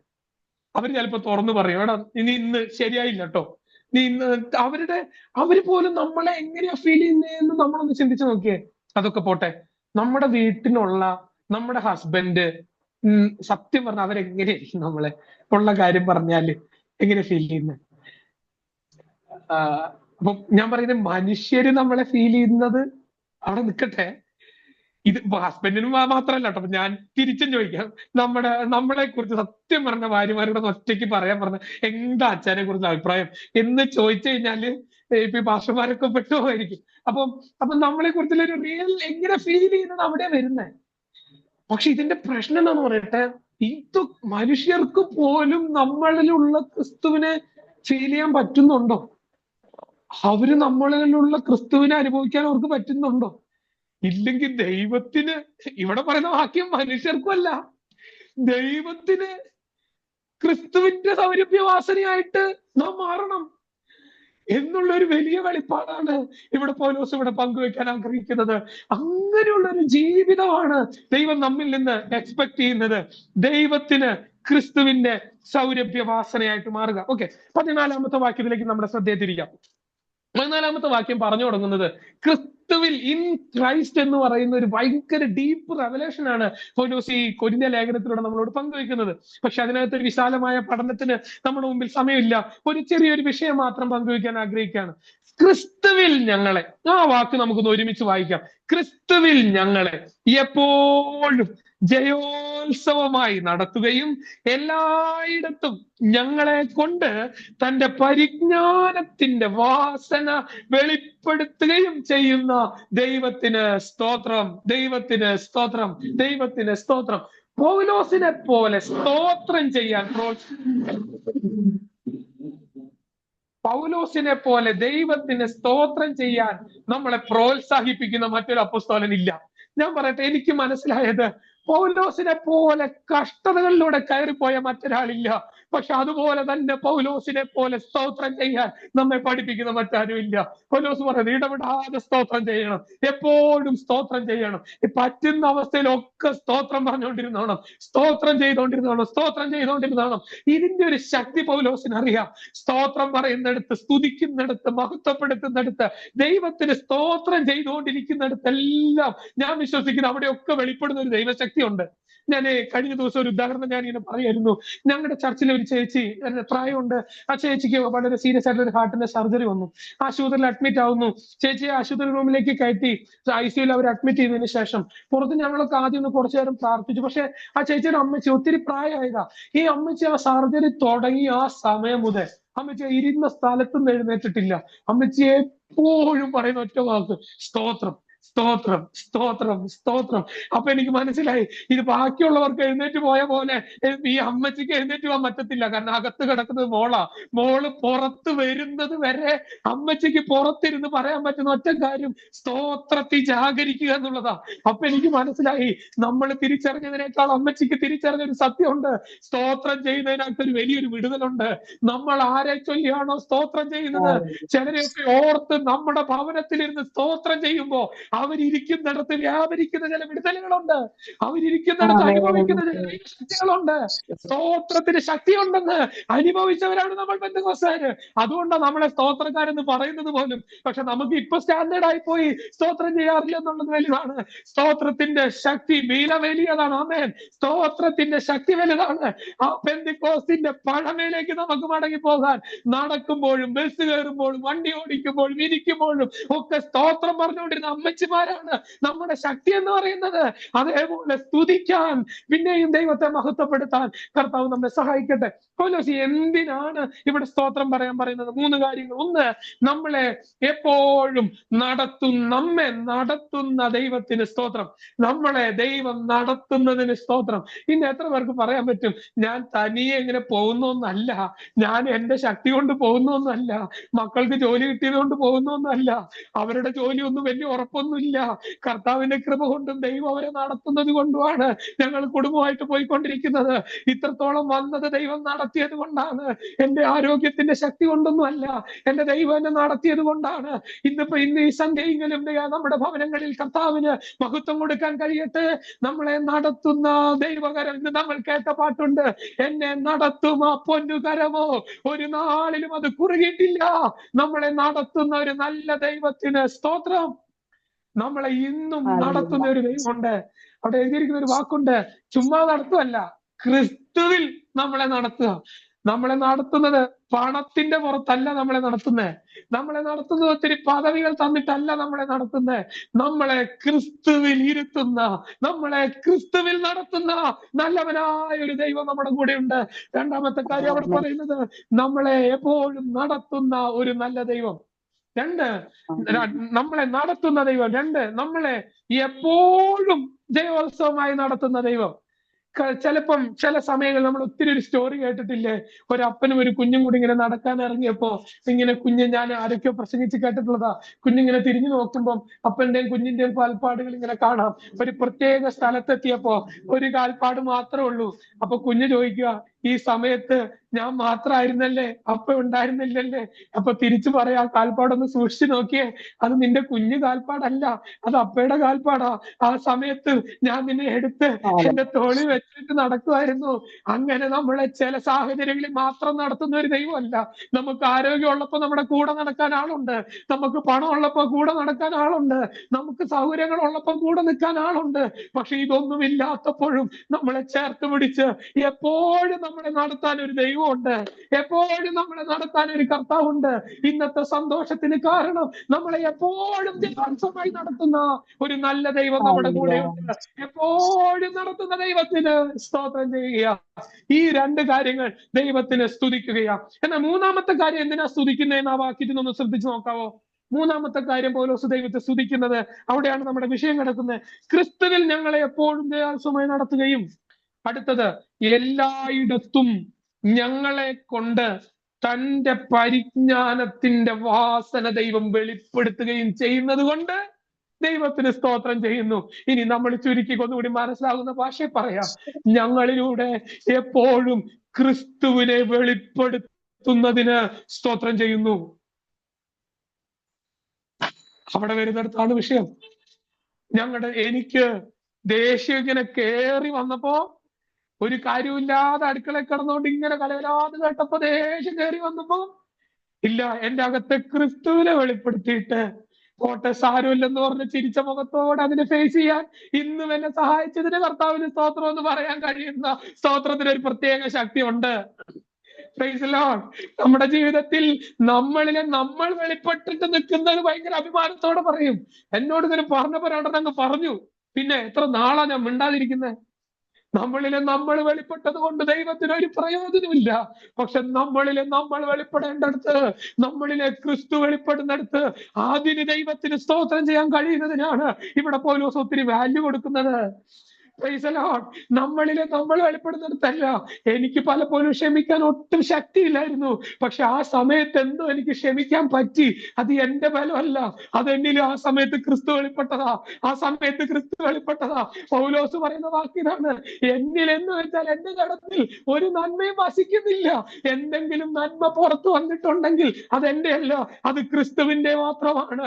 അതെന്നിലൂടെ ക്രിസ്തു വെളിപ്പെട്ടതാണ്. അതിനോർത്ത് ഞാൻ ദൈവത്തിന് സ്തോത്രം ചെയ്യുന്നു. അതിനെ ഓർത്ത് ഞാൻ എപ്പോഴും സ്തോത്രം ചെയ്യുകയാണ്. അങ്ങനെ സ്തോത്രം ചെയ്യാൻ ദൈവം നമുക്ക് എല്ലാവർക്കും ഭാഗ്യം തരട്ടെ എന്ന് ഞാൻ ഇവിടെ ഓർത്ത് ദൈവത്തിന് സ്തോത്രം ചെയ്യുക. Praise the Lord. പൗലോസ് പറയുന്നേ, എപ്പോഴും ഞങ്ങളെ ജയോത്സവമായി നടത്തുക. ആ വാക്കുകൾ മനസ്സിലാകാൻ കുറച്ച് പ്രയാസമുണ്ട്. പൗലോസിനെ എപ്പോഴും ജയോത്സവമായിട്ട് നടത്തുമായിരുന്നോ? പൗലോസ് ഇവിടെ പറയുന്നത് കർത്താവിന്റെ കൽപ്പനയാണ് ഞാൻ സംസാരിക്കുന്നത്, ദൈവസന്നിധിയിലാണ് സംസാരിക്കുന്നത്. അപ്പൊ ഈ ജയോത്സവമായിട്ടൊക്കെ നടത്തുക, ഭയങ്കര സെലിബ്രേഷൻ ആയിട്ടൊക്കെയാണോ നടത്തുന്നത്? ഇതേ അധ്യായത്തിൽ പൗലോസ് പറയുന്ന വാക്കുകളപ്പോ 11:25 തൊട്ട് 40 അടി 5 വട്ടം കൊണ്ട്, ഒന്ന് കുറെ 40 അടി 5 വട്ടം കൊണ്ട്, 3 വട്ടം കോലിനാൽ അടി കൊണ്ടു, ഒരിക്കൽ കല്ലേറ് കൊണ്ടു, 3 വട്ടം കപ്പൽ ജയത്തിൽ അകപ്പെട്ടു. പിന്നെ അങ്ങോട്ട് പറയുക, കടലിലാപത്ത്, കള്ള സഹോദരന്മാരിലാപത്ത്, പട്ടിണി, നഗ്നത. അപ്പൊ ഇവിടെയൊക്കെ ജയോത്സവമായിട്ട് നടത്തുക എന്ന് പറയുന്നതും പട്ടിണിയിലൂടെ പോകുന്നതും തമ്മിൽ ബന്ധമുണ്ടോ? ഇവിടെയാണ് ക്രിസ്ത്യൻ ലൈഫിന്റെ മഹത്വം എന്ന് പറയുന്നത്. ഇന്ന് ഞാൻ ഇവിടെ ഇരുന്ന് സംസാരിക്കുന്നതും ഒട്ടും ആരോഗ്യം കൂടിയത് കൊണ്ടല്ല, സങ്കടപ്പെടാൻ കാരണങ്ങൾ ഇല്ലാഞ്ഞിട്ടല്ല, ആരോഗ്യത്തിന്റെ കൂടുതൽ കൊണ്ടല്ല. പക്ഷെ ഞാൻ പറയട്ടെ, നമ്മൾ കടന്നു പോകുന്ന ഏതവസ്ഥക്കകത്തും, കഷ്ടതയുടെ നടുവിലും, പ്രതിസന്ധികളുടെ നടുവിലും, പ്രതികൂലങ്ങളുടെ നടുവിലും, നമ്മുടെ അകത്ത് ഇപ്പോഴും കർത്താവ് എനിക്ക് വേണ്ടി പ്രവർത്തിക്കും എന്നുള്ള ഒരു വിശ്വാസം ബാക്കിയുണ്ടോ? ശ്രദ്ധിക്കണേ, കപ്പലിന്റെ സീറ്റേൽ അസുഖമായിട്ട് ഇരുന്നേ പൗലോസ്. കപ്പലിന്റെ സീറ്റേൽ ഇരുന്ന് ഇത്ര നേരം യാത്ര ചെയ്തേ. കുറച്ച് കഴിഞ്ഞപ്പോ കാറ്റടിച്ചു. അപ്പോഴും നല്ല ആദ്യം ലൈറ്റ് കാറ്റാ. അപ്പൊ ആ കാറ്റങ്ങ് എൻജോയ് ചെയ്ത് യാത്ര ചെയ്തു. ഈ കാറ്റങ്ങ് കൂടി, പ്രതിസന്ധി കൂടി, ഇരിക്കാൻ പറ്റാണ്ടായി. കപ്പലിനകത്ത് വെള്ളം കയറുന്ന അവസ്ഥയായി, ചരക്കുകൾ പുറത്തു പോകുന്ന അവസ്ഥയായി. അതൊക്കെ പോട്ടെ, അവസാനം കപ്പല് തകർന്നു പോയി. ഇതിനകത്ത് ആ നല്ല തണുപ്പുള്ള വെള്ളത്തിൽ ഏതൊക്കെയോ പലകയ്ക്കകത്ത് പിടിച്ചു കിടന്നുകൊണ്ട് പറയാ, പൗലോസ് പറയുന്ന ഒരു കാര്യമുണ്ട്, എന്റെ ഉടയവനും ഞാൻ സേവിച്ചു വരുന്നവനുമായ ഒരു ദൈവമുണ്ട്. ഇതിന് രണ്ടും തമ്മിൽ വ്യത്യാസമുണ്ട്. സുഖകരമായി ഇരിക്കുന്നിടത്ത് കർത്താവിനെ സ്തുതിക്കുന്നത് അല്ല ഈ ജയോത്സവം എന്ന് പറയുന്നത്. ഏത് അവസ്ഥയ്ക്കകത്തും ഞാൻ ആരെ വിശ്വസിച്ചിരിക്കുന്നു എന്ന് ഞാൻ അറിയുന്നു, അവൻ എന്റെ ഉപനിധിയാണ്, ആ ദിവസം വരെ എന്നെ സൂക്ഷിപ്പാൻ ശക്തനാണ്.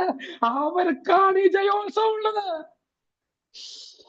ജീസസ് പ്രബലവാൻ. നമ്മുടെ ഭവനങ്ങൾക്കകത്ത് ഒരുപക്ഷെ നമുക്കാ ഏറ്റവും കൂടുതൽ പ്രശ്നമുള്ളേ, നമുക്കാ ഏറ്റവും കൂടുതൽ പ്രതിസന്ധികളുള്ളേ, നമുക്കാ ഏറ്റവും കൂടുതൽ പോരാട്ടങ്ങളുള്ളേ. പക്ഷെ അതിന്റെ നടുക്കിലും ക്രിസ്തുവിൽ നമുക്ക് ഒരുമിച്ച് പറയാം, ക്രിസ്തുവിൽ ഞങ്ങളെ എപ്പോഴും ജയോത്സവമായി നടത്തുന്ന ഒരു ദൈവമുണ്ട്. ആമേൻ. ഞാൻ ഒന്ന് രണ്ട് വാക്കുകൾ ഇങ്ങനെ എഴുതി വെച്ചത്, നമ്മൾ കടന്നു പോകുന്ന സാഹചര്യങ്ങൾക്കകത്ത് നമ്മുടെ വിശ്വാസം നഷ്ടപ്പെട്ടിട്ടില്ലെങ്കിൽ നമ്മൾ ജയോത്സവമായിട്ടാണ് പോയിക്കൊണ്ടിരിക്കുന്നത്. നമ്മൾ കടന്നു പോകുന്ന സാഹചര്യത്തിലും നമ്മൾ ഇന്നും വിശ്വസ്തയോടെ തുടരുന്നുണ്ടെങ്കിൽ നമ്മൾ ഇന്നും ജയോത്സവമായിട്ടാണ് പോയിക്കൊണ്ടിരിക്കുന്നത്. നമ്മൾ കടന്നു പോകുന്ന സാഹചര്യങ്ങൾ നമ്മെ നിയന്ത്രിക്കുന്നില്ലെങ്കിൽ നാം ഇന്ന് ജയോത്സവമായിട്ടാണ് കടന്നു പോയിക്കൊണ്ടിരിക്കുന്നത്. നാം ഈ കടന്നു പോകുന്ന സാഹചര്യങ്ങളുടെ നടുവിലും ഞാൻ ക്രിസ്തുവിലാണെന്നുള്ള ബോധ്യം എന്റെ അകത്ത് ഭരിക്കുന്നുണ്ടെങ്കിൽ, ഞാൻ ക്രിസ്തുവിലായിരിക്കുന്നിടത്തോളം കാലം ഈ ലോകത്തിന് എന്നെ ഒന്നും ചെയ്യാതില്ലെന്നുള്ള ഉറപ്പെന്നിൽ ഭരിക്കുന്നുണ്ടെങ്കിൽ ഞാൻ ക്രിസ്തുവിൽ ജയാളിയായിട്ടാണ് മുന്നോട്ട് പോയിക്കൊണ്ടിരിക്കുന്നത്. അങ്ങനെ ഒരു വെളിപ്പാട് നമ്മുടെ അകത്ത് കർത്താവ് തരട്ടെ. ഞാൻ ക്രിസ്തുവിലാണ്, ഞാൻ ജയാളിയായി മുന്നോട്ട് പോയിക്കൊണ്ടിരിക്കുകയാണ്. ഹല്ലേലൂയ. ഓക്കെ, അപ്പം നമ്മുടെ വിഷയത്തിലേക്ക്, സമയം തീരും, നമ്മുടെ വിഷയത്തിലേക്ക് വരാം. എല്ലായിടത്തും ഞങ്ങളെ കൊണ്ട് തന്റെ പരിജ്ഞാനത്തിന്റെ വാസന വെളിപ്പെടുത്തുകയും ചെയ്യുന്ന ദൈവത്തിന് സ്തോത്രം. രക്ഷിക്കപ്പെടുന്നവരുടെ ഇടയിലും നശിക്കുന്നവരുടെ ഇടയിലും ഞങ്ങൾ ദൈവത്തിന് ക്രിസ്തുവിന്റെ സൗരഭ്യവാസനയാകുന്നു. ഇവർക്ക് മരണത്തിൽ നിന്നും മരണത്തിലേക്കുള്ള വാസന, അവർക്കോ ജീവങ്കൽ നിന്ന് ജീവങ്കലേക്കുള്ള വാസന തന്നെ. എന്തായിരിക്കാം അവിടെ ഈ വാക്കുകൾ കൊണ്ട് അർത്ഥമാക്കുന്നത്? ഞാൻ കുറച്ച് ആ പശ്ചാത്തലം ഒന്ന് പറയാം. ഒരു ജയഘോഷം എന്നൊക്കെ പറഞ്ഞാല് അവിടുത്തെ ഒരു റോമൻ കോണ്ടെക്സ്റ്റില് ഒരു യുദ്ധത്തിന് ഒരു രാജാവ് ഇറങ്ങി തിരിച്ചു കഴിഞ്ഞാൽ, അവരാ യുദ്ധത്തിന് പോയിക്കൊണ്ടിരിക്കുമ്പോ, ആ യുദ്ധത്തിലേക്ക് അവർ പോയിക്കൊണ്ടിരിക്കുമ്പോ ഒരു യുദ്ധം ജയിച്ചു. ഈ ജയിച്ചു കഴിഞ്ഞാൽ ഇവർ അതിൽ നിന്നൊരു തിരിച്ചുവരവുണ്ട്. യുദ്ധം ജയിച്ച് ജയാളികളായിട്ട് അവരിങ്ങനെ തിരിച്ചു വരുവാണ്. അപ്പൊ ഇത് വരുന്നത് ഒരു ഘോഷയാത്രയായിട്ടാട്ടോ. ഞാൻ വായിച്ചറിഞ്ഞാണ്, ഞാൻ അവിടെ പോയിട്ടൊന്നുമില്ല. അപ്പം അതിന്റെ മുമ്പിൽ യുദ്ധം ജയിച്ച രാജാവ് ഏറ്റവും മുമ്പിൽ നടക്കും. ആ രാജാവിന്റെ തൊട്ടു പുറകില് ആ യുദ്ധത്തില് പട നയിച്ച സൈന്യാധിപൻ, ആ സൈന്യാധിപനും ചീഫ് ഒഫീഷ്യൽസും അതിന്റെ തൊട്ടു പുറകെ നടക്കും. അതിന്റെ തൊട്ടു പുറകെ പുരോഹിത സൈന്യവും പുരോഹിതന്മാരുടെ കൂട്ടം, അവരെല്ലാവരും അതിന്റെ തൊട്ടു പുറകെ ഉണ്ടാവും. ഈ പുരോഹിതന്മാരുടെ കയ്യില് ഒരു ധൂപകലശം ഉണ്ടാവും. ഈ ധൂപകലശത്തിനകത്ത് നിന്ന് ആ ധൂപകലശം ഇങ്ങനെ, അതിന്റെ സൗരഭ്യം ഇങ്ങനെ പരന്നുകൊണ്ടിരിക്കുക. അപ്പൊ അതിന്റെ തൊട്ടു പുറകില് ഈ തോറ്റുപോയ രാജാവ് ഉണ്ടല്ലോ, ആ രാജാവും അവരുടെ പടയാളികളും സൈന്യവും അതിന്റെ പുറകിലുണ്ടാവും.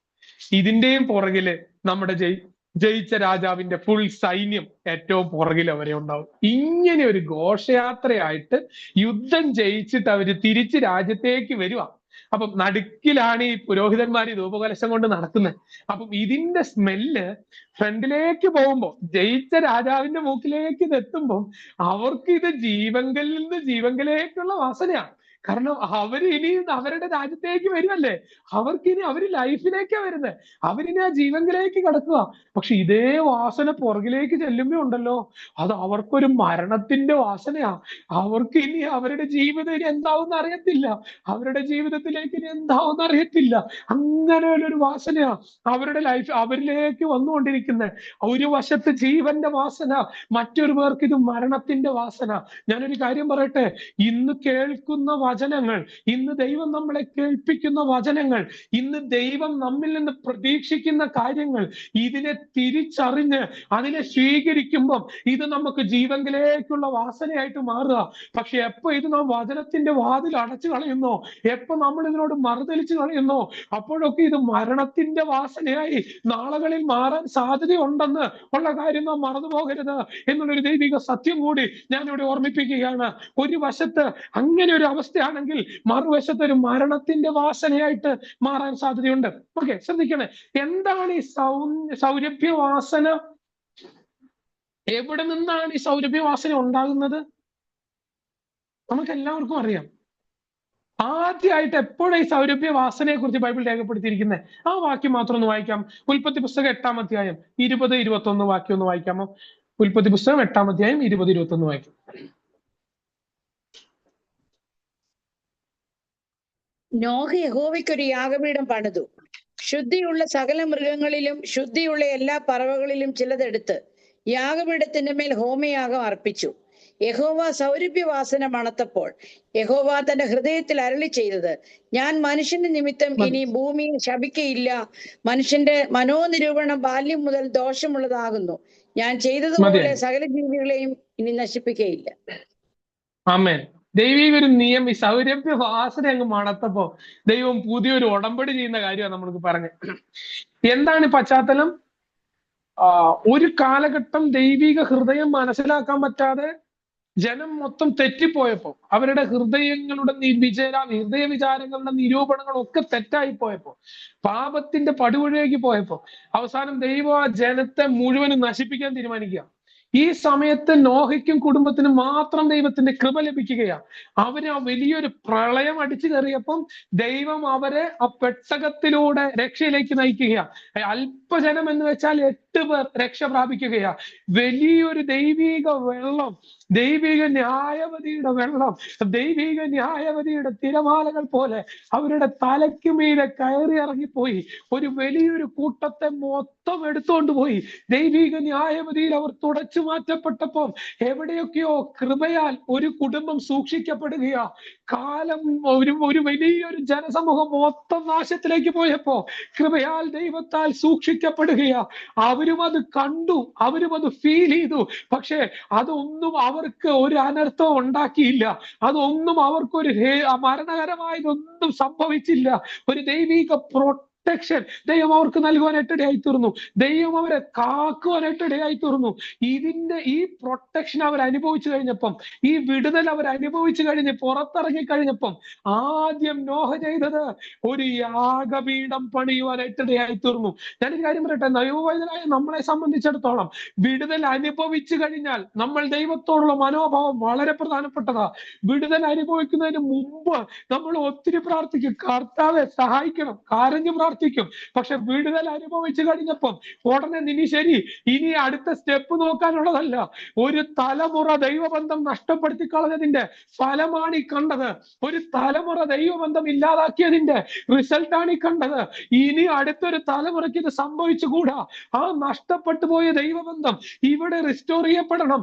അതിനുവേണ്ടി ഇടിഞ്ഞു പോയ യാഗപീഠങ്ങളെ ഒരു വിധത്തിൽ എല്ലാം ദൈവത്തോടൊരു യാഗപീഠം പണിതുണ്ടാക്കിയിട്ട് ദൈവബന്ധത്തെ നോഹ റിസ്റ്റോർ ചെയ്യാണ് ആദ്യം ചെയ്തത്. വിടുതൽ ലഭിച്ചവൻ യാഗപീഠം പണിയാൻ തുടങ്ങിയിരുന്നെങ്കിൽ നമ്മുടെ ആത്മീക സ്ഥിതി എത്ര ഉന്നതിയിലായി പോയെന്ന് ഞാൻ ഒന്നുകൂടി പറയാം. വിടുതൽ കിട്ടിയവർ ദൈവസന്നിധിയിൽ യാഗപീഠം പണിത് ഉയർത്തിയിരുന്നെങ്കിൽ നമ്മുടെ ആത്മീക ഉയർച്ചകൾ എത്ര ഉന്നതിയിലായിരുന്നേനെ. വിടുതൽ കിട്ടിയവരുടെ ഭവനങ്ങളിൽ യാഗപീഠങ്ങൾ ഉയർന്നിരുന്നെങ്കിൽ ആത്മീകമായി എത്ര നമ്മൾ ഉയർന്നിരുന്നേനെ. ശ്രദ്ധിക്കണമേ. ആ നോഹ ഇന്ന് പുറത്തിറങ്ങി നിൽക്കുമ്പോ സകലവും നോഹയുടെയാ, എല്ലാം നോഹയുടെയാ. കാരണം ആ ഭൂമിയിൽ വേറെ ആരുമില്ല. അപ്പൊ ഇനി ഇതെല്ലാം എന്റെയാന്ന് പറഞ്ഞ് രാജാവായി വാഴ്ച തുടങ്ങേണ്ട നോഹ അടുത്തത് ചെയ്തത് ഒരു യാഗപീഠം പണിതിട്ട് അതിനകത്ത് എല്ലാ വിശുദ്ധിയുള്ളതിനെ അർപ്പിച്ചിട്ട് പറയാതെ പറയുന്ന വാക്കുണ്ട്, ഇതെല്ലാം എന്റെയാണെന്നല്ല. കർത്താവേ, ഇനി ഇതെല്ലാം അങ്ങയുടേതാണ്. തനിക്ക് എല്ലാം സ്വന്തമായി വരുമ്പോ, എല്ലാം തന്റേതായിട്ട് മാറുമ്പോ ഇതൊന്നും എന്റേതല്ല, എല്ലാം ദൈവത്തിൻ്റെതെന്ന് പറഞ്ഞൊരു യാഗപീഠത്തിൽ കൊണ്ട് അർപ്പിച്ചിടത്താണ് യഹോവ സൗരഭ്യവാസന മണത്തത്. എല്ലാം എന്റെയാണെന്നും പറഞ്ഞ്, ഇതെല്ലാം ഞാൻ നേടിയതാണെന്നും പറഞ്ഞ്, ഇതെല്ലാം ഞാൻ ഉണ്ടാക്കിയതാണെന്നും പറഞ്ഞ് ഇരിക്കുന്നിടത്തല്ല ദൈവത്തിന്റെ സൗരഭ്യവാസന പോയത്. ദൈവസന്നിധിയിൽ ഇതൊന്നും എന്റേതല്ല കർത്താവ്, ഇതൊന്നും എന്റെ അല്ല കർത്താവ്. അത് ഞാൻ തുടക്കത്തിൽ പറഞ്ഞത്, ആ പ്രളയത്തിൽ ഞാനും തീർന്നു പോകേണ്ടതാ, ആ പ്രളയത്തിൽ ഞാനും അവസാനിക്കേണ്ടതാ. ഇതുവരെ നിർത്തിയത്, ഈ കാലം ഞാൻ കടക്കുമാറാക്കിയത് കർത്താവിന്റെ കൃപയാണ്. എല്ലാം ദൈവത്തിൻ്റെതാണെന്ന് പറഞ്ഞ് തിരിച്ചതെല്ലാം ദൈവസന്നിധിയിൽ കൊണ്ട് അർപ്പിക്കുന്ന ഒരു നോഹയുടെ യാഗപീഠത്തിങ്കലാണ് സ്വർഗത്തിലെ ദൈവം ആദ്യമായിട്ട് സൗരഭ്യവാസന മണത്തതെങ്കിൽ നാം ദൈവത്തിന് ക്രിസ്തുവിന്റെ സൗരഭ്യവാസനയാകുന്നു. ക്രിസ്തു സ്വന്തം എന്ന് പറഞ്ഞത് സ്വന്തമായതൊക്കെ വിട്ടുകളഞ്ഞിട്ട്, തനിക്ക് സ്വന്തമായിരുന്ന ദൈവിക സകല മഹിമകളെയും വിട്ടുകളഞ്ഞിട്ട്, പിതാവിന്റെ വലത്ത് ഭാഗത്തെ പൊസിഷൻ വിട്ടുകളഞ്ഞിട്ട്, തന്നെത്താൻ താഴ്ത്തിയിട്ട് ക്രൂശിലെ മരണത്തോളം അനുസരണം കാണിച്ച് തന്നെത്താൻ യാഗമാക്കിയ ആ ക്രിസ്തുവിനെ നമ്മളിൽ നിന്ന് മണക്കണമെന്ന് ദൈവം ആഗ്രഹിക്കുന്നു. നമ്മളിൽ നിന്ന് ക്രിസ്തുവിനെ സ്മെല്ല് ചെയ്യണമെന്ന് ദൈവം ആഗ്രഹിക്കുന്നു. അങ്ങനെ ഒരു സൗരഭ്യവാസനയായിട്ട് നമ്മൾ മാറണമെന്ന് ദൈവം ആഗ്രഹിക്കുന്നു. എനിക്കറിയാം ഈ ദൂത് ഒത്തിരി മാനസികമായി സന്തോഷം ഉണ്ടാക്കുമെന്ന് എനിക്കറിയില്ല. പക്ഷെ അകത്തൊരു ആത്മീക സന്തോഷം ഉണ്ടാക്കണം. എവിടെയെങ്കിലും എന്റേതാണെന്നുള്ള സ്മെല്ല് വരുന്നിടത്ത്, ഇനി എന്റേതാണെന്നുള്ള മണം അതിൽ നിന്ന് വരുന്നുണ്ടെങ്കിൽ അതിനകത്തൊരു ദൈവിക ഫേവർ ഇല്ല, അതിനകത്ത് ദൈവികമായി ഒരു പ്രതികൂല അതിനകത്തൊരു ദൈവിക പ്രസാദം ഉണ്ടാകത്തില്ല. എന്റേതാണെന്ന് അബ്രഹാം സ്വന്തമായി കരുതിയ ആ മകനെ പോലും ദൈവം യാഗപീഠത്തിലേക്ക് വെക്കാൻ ആവശ്യപ്പെടുകയാണ്. നമ്മുടേതാണെന്ന് കരുതുന്നതെല്ലാം ഇന്നും ദൈവം യാഗപീഠത്തിലേക്ക് വെക്കാൻ ആവശ്യപ്പെടുന്നു. അപ്പൊ നമ്മുടെ അകത്തൊരു ചോദ്യമുണ്ട്, ഇതിന്റെ ഭാവി എന്താവും? ഇതിനു വേണ്ടി പിന്നെ ആര് കരുതും? ഇതിന് എങ്ങനെ മുന്നോട്ട് പോകും? ഞാനൊരു കാര്യം പറയാം, നമ്മുടെ കയ്യിലിരിക്കുന്നതിനേക്കാൾ സേഫാണ് യാഗപീഠത്തിൽ ഇരിക്കുന്നത്. അബ്രഹാമിന് കരുതാൻ പറ്റാത്തത് യാഗപീഠത്തിലിരുന്ന ഇസ്ഹാക്കിന് വേണ്ടി ദൈവം ആ മലയിൽ കരുതിയെങ്കിൽ ഇന്നും എന്റേതാണെന്ന് കുറ്റം കൊള്ളാതെ ഇത് ദൈവത്തിൻ്റെതാണെന്ന് ദൈവത്തിനായി അർപ്പിക്കുന്നെന്ന് പറഞ്ഞ് യാഗപീഠത്തിലേക്ക് വെക്കാൻ കഴിയുമെങ്കിൽ നമുക്കൊരുക്കാൻ കഴിയാത്തതിനേക്കാൾ ശ്രേഷ്ഠമായിട്ട് ദൈവം ഒരുക്കുന്നത് നമുക്ക് കാണാനായിട്ട് കഴിയും. നമുക്ക് നടത്താൻ കഴിയുന്നതിനേക്കാൾ ശ്രേഷ്ഠമായിട്ട് ദൈവം നടത്തുന്നത് നമ്മൾ കാണും. നമ്മൾ കരുതുന്നതിനേക്കാൾ ശ്രേഷ്ഠമായിട്ട് ദൈവം കരുതുന്നത് നമുക്ക് കാണും. യാഗപീഠത്തിങ്കൽ അർപ്പിച്ചതിനകത്ത് നിന്നാണ് സൗരഭ്യവാസന ആദ്യമായിട്ട് ദൈവസന്നിധിയിലേക്ക് ഉയർന്നു ചെല്ലുവാനായിട്ട് ഇടയായി തീർന്നത്. ശ്രദ്ധിക്കണമേ, നമ്മളിവിടെ വായിച്ച വാക്യത്തിലേക്ക് നമുക്ക് മടങ്ങി വരാം. ക്രിസ്തുവിൽ ഞങ്ങളെ എപ്പോഴും ജയോത്സവമായി നടത്തുകയും എല്ലായിടത്തും ഞങ്ങളെ കൊണ്ട് തന്റെ പരിജ്ഞാനത്തിന്റെ വാസന വെളിപ്പെടുത്തുകയും ചെയ്യുന്ന ദൈവത്തിന് സ്തോത്രം ചെയ്യുകയാണ്. യേശു ക്രിസ്തുവിലൂടെ പുതിയ നിയമത്തിൽ, പഴയ നിയമത്തിനകത്ത് നമ്മൾ അതിന്റെ തുടക്കം കണ്ടെങ്കിൽ പുതിയ നിയമത്തിൽ ക്രിസ്തുവിന്റെ യാഗത്തിലൂടെയാണ് അതിനകത്തുള്ള ഒരു പരിപൂർണത നമുക്ക് വെളിപ്പെട്ടു വരാനായിട്ട് കഴിയുന്നത്. ആ യാഗത്തിനകത്താണ് ക്രിസ്തുവിന്റെ യഥാർത്ഥത്തിലുള്ള ആ സൗന്ദര്യം അത് നമ്മിലേക്ക് വരാൻ കാരണമായി തീരുന്നു. എങ്ങനെ ക്രിസ്തു നമ്മിലേക്ക് വന്നു? ആ ക്രിസ്തുവിന്റെ സൗരഭ്യം എന്നിൽ എങ്ങനെ വന്നു? ക്രിസ്തുവിന്റെ സൗരഭ്യം എന്നിൽ എങ്ങനെ മണക്കുന്നു? ഞാൻ എങ്ങനെ ക്രിസ്തുവിലാകുന്നു? ഒറ്റ വാക്കിൽ അതെങ്കിലും പറയാതെ സന്ദേശത്തിന് ഒരു പരിപൂർണത വരത്തില്ലല്ലോ. യേശു കർത്താവിനെ കുറിച്ചും പറഞ്ഞിരിക്കുന്നത് വഴിപാടുള്ള സൗരഭ്യവാസനയായി തന്നെത്താൻ യാഗമായി അർപ്പിച്ച യേശു കർത്താവ്. ആ ക്രൂശ് മരണം ഒരു ഏകപക്ഷീയ മരണമായിരുന്നില്ല. ആ മരണത്തിൽ എന്നെയും കൂടി ഇൻക്ലൂഡ് ചെയ്തിട്ടുള്ള ഒരു മരണമായിരുന്നു. യേശു കർത്താവ് എന്റെ പാപത്തിന് വേണ്ടിയാണ് മരിച്ചത്. അതിനകത്ത് യേശു കർത്താവിനോടുകൂടെ ഞാനും മരിച്ചടക്കപ്പെട്ടു എന്ന് ഞാൻ വിശ്വസിക്കുന്നിടത്ത് ആ മരണം എന്റേത് കൂടിയായിട്ട് മാറുകയാണ്. ആ ക്രൂശിൽ ഞാനും മരിച്ചതിനാൽ ഇന്ന് ക്രിസ്തു ഉയർത്തെഴുന്നേറ്റ് ജീവിക്കുന്നത് പോലെ ഇന്ന് എന്നിൽ ജീവിക്കുന്നത് ഞാനല്ല, ക്രിസ്തു അത്രേ എന്നിൽ ജീവിക്കുന്നു. ആ മരണത്താൽ എനിക്ക് ലഭിച്ച ഒരു സൗന്ദര്യമുണ്ട്, ആ മരണത്താൽ എനിക്ക് ലഭിച്ച ഒരു സൗരഭ്യമുണ്ട്. അത് മറ്റൊന്നുമല്ല, അത് ക്രിസ്തുവിന്റെ സൗരഭ്യമാണ്. ഈ ക്രിസ്തുവിന്റെ സൗരഭ്യം വെളിപ്പെടുന്നത് എന്നിലെ മരണം അകത്ത് നടക്കുന്നിടത്തോളം കാലം ഞാൻ എന്നുള്ള ഭാവം മരിക്കുന്നിടത്തോളം കാലം, എന്റെ എന്നുള്ള ഭാവം മരിക്കുന്നിടത്തോളം കാലം എന്നിൽ ക്രിസ്തുവിന്റെ സൗരഭ്യം വെളിപ്പെടാൻ തുടങ്ങും. എന്നിലൂടെ ക്രിസ്തു വെളിപ്പെടാൻ തുടങ്ങും. അങ്ങനെ വെളിപ്പെടാൻ ദൈവം ആഗ്രഹിക്കുക. ഒരുപക്ഷെ നമ്മെ ഇല്ലാതാക്കാൻ ദൈവം ഒരുക്കുന്ന സാഹചര്യങ്ങൾക്ക് നന്ദി പറയണം. ഞാൻ ഒന്നുകൂടി പറയാം, എന്നെ ഒതുക്കാൻ, എന്നെ തകർക്കാൻ ദൈവം ഒരുക്കുന്ന സാഹചര്യങ്ങൾക്ക് നന്ദി പറയണം. എന്നിട്ട് പറയണം, ഈ കാലത്ത് ദൈവം ആഗ്രഹിക്കുന്നത് ക്രിസ്തുവിനെ കുറിച്ച് പറയുന്നവരെയല്ല, ക്രിസ്തുവിനെ വെളിപ്പെടുത്തുന്നവരെയാണ്. ആ ക്രിസ്തുവിനെ വെളിപ്പെടുത്തുന്നവരെയാണ്. അതിനുവേണ്ടി ദൈവം എന്നെയും കാണുന്നതിനായിട്ട് സ്തോത്രം. Praise the Lord. എന്താണ് ഈ സൗന്ദര്യത്തിന്റെ പ്രത്യേകത?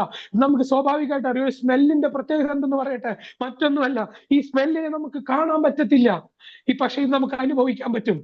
അതിനൊരു വ്യക്തമായിട്ടുള്ള ഒരു ഐഡന്റിറ്റി ഇല്ല. ഞാൻ ഒരു കാര്യം പറയട്ടെ, ക്രിസ്തുവിന്റെ സൗരഭ്യ വാസനയായി മാറുക എന്ന് പറഞ്ഞാൽ അതിനകത്ത് ശക്തമായ ദൂതേതാന്ന് പറഞ്ഞിട്ട് നമുക്ക് പ്രാർത്ഥിക്കാം. സമയം തീരുന്നല്ലോ. മറ്റൊന്നുമല്ല, നമ്മുടെ മുമ്പിലകത്ത് ഒരു സൗരഭ്യത്തിന് ഒറ്റയ്ക്ക് നിന്നിട്ട് ഒരു സൗരഭ്യം കാണിക്കാൻ പറ്റത്തില്ല. അതിന് ആ ഒരു വിസിബിലിറ്റി ഇല്ല, അതിനെ കാണാൻ പറ്റത്തില്ല, അതിനെ അനുഭവിക്കാനേ പറ്റത്തുള്ളൂ. ഞാനൊരു കാര്യം പറയട്ടെ, നമ്മളിപ്പോ എന്താണ് ഒരു ഉദാഹരണം പറയുന്നത്, നമ്മളിപ്പോ സപ്പോസ് ഒരു കൊതുകിനെ കൊല്ലുന്ന ഒരു സംഭവം ഉണ്ടല്ലോ, റൗണ്ടിലുള്ള ഇത് നമ്മൾ കത്തിച്ച് വെക്കുമ്പോൾ അതിനകത്ത് ഒരു മണം വരും. ഈ മണം വന്നാൽ കൊതുകൊക്കെ ഓടിപ്പോകും.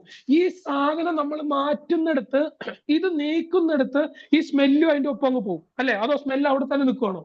അല്ല, ആ സാധനം പോകുന്നിടത്ത് സ്മെല്ലും പോകും. ഈ സ്മെല്ല് എന്ന് പറഞ്ഞാൽ ഈ സ്മെല്ലിന് പ്രത്യേകിച്ച് ഒരു എക്സിസ്റ്റൻസ് ഒന്നും ഇല്ല. ക്രിസ്തുവിന്റെ സൗരഭ്യ വാസന മാത്രമാണ് നമ്മള്. അരോമ ഓഫ് ക്രൈസ്റ്റ് ആണ്.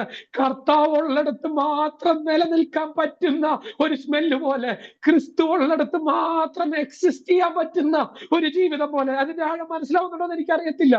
കർത്താവ് ഉണ്ടെങ്കിലേ എനിക്കൊരു നിലനിൽപ്പുള്ളൂ, ക്രിസ്തു ഉണ്ടെങ്കിലേ എനിക്കൊരു ഐഡന്റിറ്റി ഉള്ളൂ. എന്റെ കർത്താവ് ഇല്ലാത്തടത്ത് എനിക്കൊന്നും ചെയ്യാനില്ല. എന്റെ കർത്താവിന്റെ സാന്നിധ്യം ഇല്ലാത്തടത്ത് എനിക്കൊരു റോളും ഇല്ല. കാരണം എന്നിലൂടെ പുറത്തു വരുന്നത് എന്റേതല്ല, എന്റേതൊന്നും നല്ലതല്ല. ക്രിസ്തു ഉള്ളിടത്ത് മാത്രമേ എനിക്കൊരു എക്സിസ്റ്റൻസ് ഉള്ളെന്ന് പറയുന്ന, ക്രിസ്തു ഇല്ലാതെ എനിക്കൊരു നിലനിൽപ്പില്ലെന്ന് പറയുന്ന, ആ ക്രിസ്തുവിൽ നിന്ന് വിട്ടു പിരിയാൻ പറ്റാതെ നിൽക്കുന്ന ഒരു ജീവിതം ഉണ്ടല്ലോ. വാക്കുകൊണ്ട് നമ്മള് ഇങ്ങനെ ജീവിക്കാൻ ആഗ്രഹിക്കുന്നവര്, ഞാൻ അകത്തെന്ന് പറയട്ടെ, നിയോഗത്തോടെ പറയട്ടെ, ഇങ്ങനെ ജീവിക്കാൻ ആഗ്രഹിക്കുന്നവര് ഒരു വാക്ക് പറയുമ്പോ ഭയപ്പെടും. കാരണം ക്രിസ്തുവിനെ നഷ്ടപ്പെടുത്താൻ പറ്റത്തില്ല. ദൈവഹിതമല്ലാത്ത ഒരു ബന്ധത്തിലേക്ക് ഒരു ഫോൺ വരുമ്പോ ഭയപ്പെടും.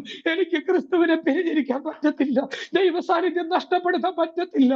കാരണം അവന്റെ സാന്നിധ്യം ഇല്ലാതെ എനിക്കൊരു എക്സിസ്റ്റൻസ് ഇല്ല, അവനില്ലാതെ എനിക്കൊരു നിലനിൽപ്പില്ല, അവന്റെ സാന്നിധ്യം ഇല്ലാതെ എനിക്കൊന്നും ചെയ്യാനില്ലെന്ന് പറയുന്ന അങ്ങനെയുള്ള ഒരു ക്രിസ്തുവിന്റെ സൗരഭ്യ വാസനയാകുക എന്നുള്ളതാണ് എന്റെ വിളി എന്ന് പറയുന്നത്. അവർക്ക് ജീവിതം ഭയങ്കര പ്രാധാന്യമാവും. അവരെപ്പോഴും സോഴ്സിനോട് കണക്റ്റഡ് ആയിരിക്കും. അവരെപ്പോഴും ആ സോഴ്സിനോട് കണക്റ്റഡ് ആയിരിക്കും. ഈ സൗരഭ്യത്തിന്റെ പ്രത്യേകത ഉണ്ടല്ലോ, ഇത് അന്തരീക്ഷങ്ങളെ മാറ്റിമറിക്കും. ഇത് ആ ക്രൗഡിനെ മാറ്റും. ഇത് അന്തരീക്ഷത്തെ മാറ്റുന്നതാ. ഇതൊരു അന്തരീക്ഷത്തെ മാറ്റുന്നതാ. ഞാൻ വിശ്വസിക്കുന്ന ക്രിസ്തുവിന്റെ സൗരഭ്യ വാസനയായ നമ്മൾ ചെന്ന് നിൽക്കുന്നിടത്ത് തന്നെ മറ്റുള്ളവരത് ഫീൽ ചെയ്യാൻ തുടങ്ങും. ഇവിടെ ഇവൻ വന്നതിന് ശേഷം എന്തോ ഒരു മാറ്റമുണ്ട്. ഈ വീട്ടിനകത്ത് ഈ വ്യക്തി വന്നതിന് ശേഷം ഒരു മാറ്റമുണ്ട്. ഈ സഭയ്ക്കകത്ത് ഈ വ്യക്തി വന്നതിന് ശേഷം ഒരു മാറ്റമുണ്ട്. നമ്മുടെ വീട്ടിനകത്ത് ചിലരൊക്കെ വന്നിട്ട് പോകുമ്പോ ആ അന്തരീക്ഷങ്ങളെ നമുക്ക് ഫീൽ ചെയ്യാൻ പറ്റും. ഞാൻ പറയട്ടെ, നമ്മൾ ഇനി ഒരു കാലം അങ്ങനെ ഒരു നിയോഗത്തോടെ ദൈവം നമ്മളെ എഴുന്നേൽപ്പിക്കട്ടെ. നമ്മൾ ചെല്ലുന്നിടത്തെ അന്തരീക്ഷങ്ങളെ മാറ്റുന്ന, ഞാൻ പറയാം, ചില മരണങ്ങളെ മാറ്റുന്ന നിയോഗത്തോടെ ഞാൻ അവർക്ക് പറയട്ടെ, നമ്മൾ ചില വീടുകളിലേക്ക് കയറി ചെല്ലുമ്പം അവിടെ വ്യാപരിക്കുന്ന മരണത്തെ അടിച്ചു മാറ്റുന്ന ഒരു ദൈവിക ജീവൻ നമ്മളിലേക്ക് പകരട്ടെ. ഈ ഞാനൊരു കാര്യം പറയാം, ക്രിസ്തുവിന്റെ സ്മെല്ലിന്റെ പ്രത്യേകത എന്ന് പറഞ്ഞാൽ, ക്രിസ്തു എന്തൊക്കെ ജയിച്ചോ അതിനെയൊക്കെ നമുക്ക് ജയിക്കാൻ പറ്റും. ആ ക്രിസ്തുവിന്റെ സ്മെൽ എന്ന് പറയുന്നത് ഒരു മരണത്തിന്റെ സ്മെല്ലല്ല. ഞാനൊരു കാര്യം പറയാം, അങ്ങനെ ഒരു ആക്കാൻ വേണ്ടി അവർ ശ്രമിച്ചതാ. പക്ഷെ ക്രിസ്തു എന്ന് പറയുമ്പോൾ ഇന്ന് ആദ്യമായിട്ട് ഓർമ്മ വരുന്നത് മരിച്ച ഒരാളായിട്ടല്ല, ഉയർത്തെഴുന്നേറ്റ ഒരാളായിട്ടാ, അല്ലെ? ക്രിസ്തു നമ്മുടെ അകത്തുള്ളത് മരിച്ച ഒരാളായിട്ടല്ല. ക്രിസ്തുവിന്റെ അരോമ എന്ന് പറയുന്നത് അത് അരോമ ഓഫ് റിസറക്ഷനാ. അതൊരു ഉയർപ്പിന്റെ അരോമയാ. അതൊരു മരണത്തിൻ്റെതല്ല, അതൊരു ജീവന്റേതാ. യേശു ജയിച്ചതിനെ ഒക്കെ ജയിക്കുന്ന ഒരു ജീവനോ നമ്മുടെ അകത്ത് തന്നിരിക്കുന്നത്. ഞാൻ ഒന്നുകൂടി പറയാം, അതിനകത്ത് ഏത് രോഗത്തിന്റെ പിശാചിന്റെ ശക്തികൾ ഉണ്ടെങ്കിലും ക്രിസ്തുവിന്റെ സൗരഭ്യ വാസനയാണ് ഞാനെങ്കിൽ എന്നിലൂടെ ആ ജയവും സംഭവിച്ചിരിക്കും. ഏത് ശാപത്തിന്റെ ബന്ധനവും ക്രിസ്തുവിൽ പൊട്ടുമെങ്കിൽ ഞാൻ നിൽക്കുന്നിടത്ത് അതിന്റെ മേലൊരു ജയം ഉണ്ടായിരിക്കും. ഏത് തകർച്ചകൾ തകർന്നതിനെയും ക്രിസ്തു പണിയുമെങ്കിൽ അതിന്റെ മേൽ ക്രിസ്തുവിന്റെ ജീവനാണ് എന്നിലുള്ളതെങ്കിൽ അതിന്റെ മേലൊരു ജയം എനിക്കും ഉണ്ടായിരിക്കും. ഇത് വിശ്വസിക്കുന്നിടത്താണ് നാമും ജയോത്സവമായി നടക്കാൻ പോകുന്നത്. ഞാനൊരു കാര്യം പറയാം, ഞാൻ ഇന്ന് പ്രസംഗിച്ചത് മൊത്തം വചനമാ. ഈ വചനം വിശ്വസിച്ചെടുത്താണ് അത് അനുഭവമാകാൻ പോകുന്നത്. ക്രിസ്തു നേടിയ ജയം അത് എന്റേതുമായി മാറാൻ പോവുകയാണ്. ക്രിസ്തു ജയിച്ച സകലത്തിന്റെ മേലും ഞാനും ജയിക്കും എന്നുള്ളതാണ് എന്റെ ധൈര്യം എന്ന് പറയുന്നത്. അത് എന്റെ ക്വാളിറ്റി അല്ല, എന്നിലൂടെ വെളിപ്പെടുന്ന ക്രിസ്തുവിന്റെ സൗരഭ്യമാണ്. ശ്രദ്ധിക്കണമേ, ഒരു ചിന്ത കൂടി പറഞ്ഞിട്ട് ഞാൻ ഈ ദൂത് വെച്ച് പ്രാർത്ഥിക്കാൻ ആഗ്രഹിക്കുക. കർത്താവിനോട് ഈ സന്ദേശം ധ്യാനിച്ചുകൊണ്ടിരുന്നപ്പം ശക്തമായി ഇടപെട്ട ഒരു പദമുണ്ട്.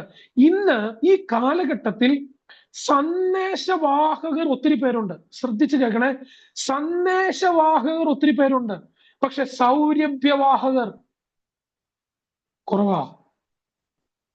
ഞാൻ പറയാം, ഒരു സന്ദേശവാഹകരാവാൻ ഒരു നല്ല ഡയറിയും ഒരു 10 നല്ല മെസ്സേജും മതി. നമുക്കൊരു സന്ദേശവാഹകനാവാം, നമുക്ക് ഏത് വേദിയിലും പോയി നല്ലോണം പ്രസംഗിക്കാം. പക്ഷെ സൗരഭ്യവാഹകനാകാൻ ജീവിതം വേണ്ടി വരും.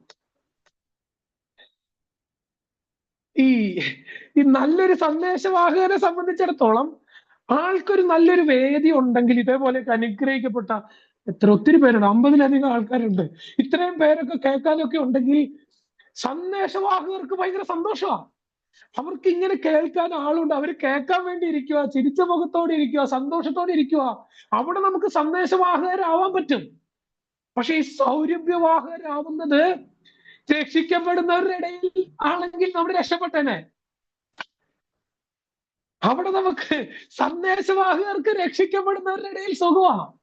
പക്ഷെ സൗരഭ്യവാഹകർക്കാണ് നശിച്ചു പോകുന്നവരുടെ ഇടയിൽ ഒരു മാറ്റം ഉണ്ടാക്കാൻ പറ്റത്തുള്ളൂ.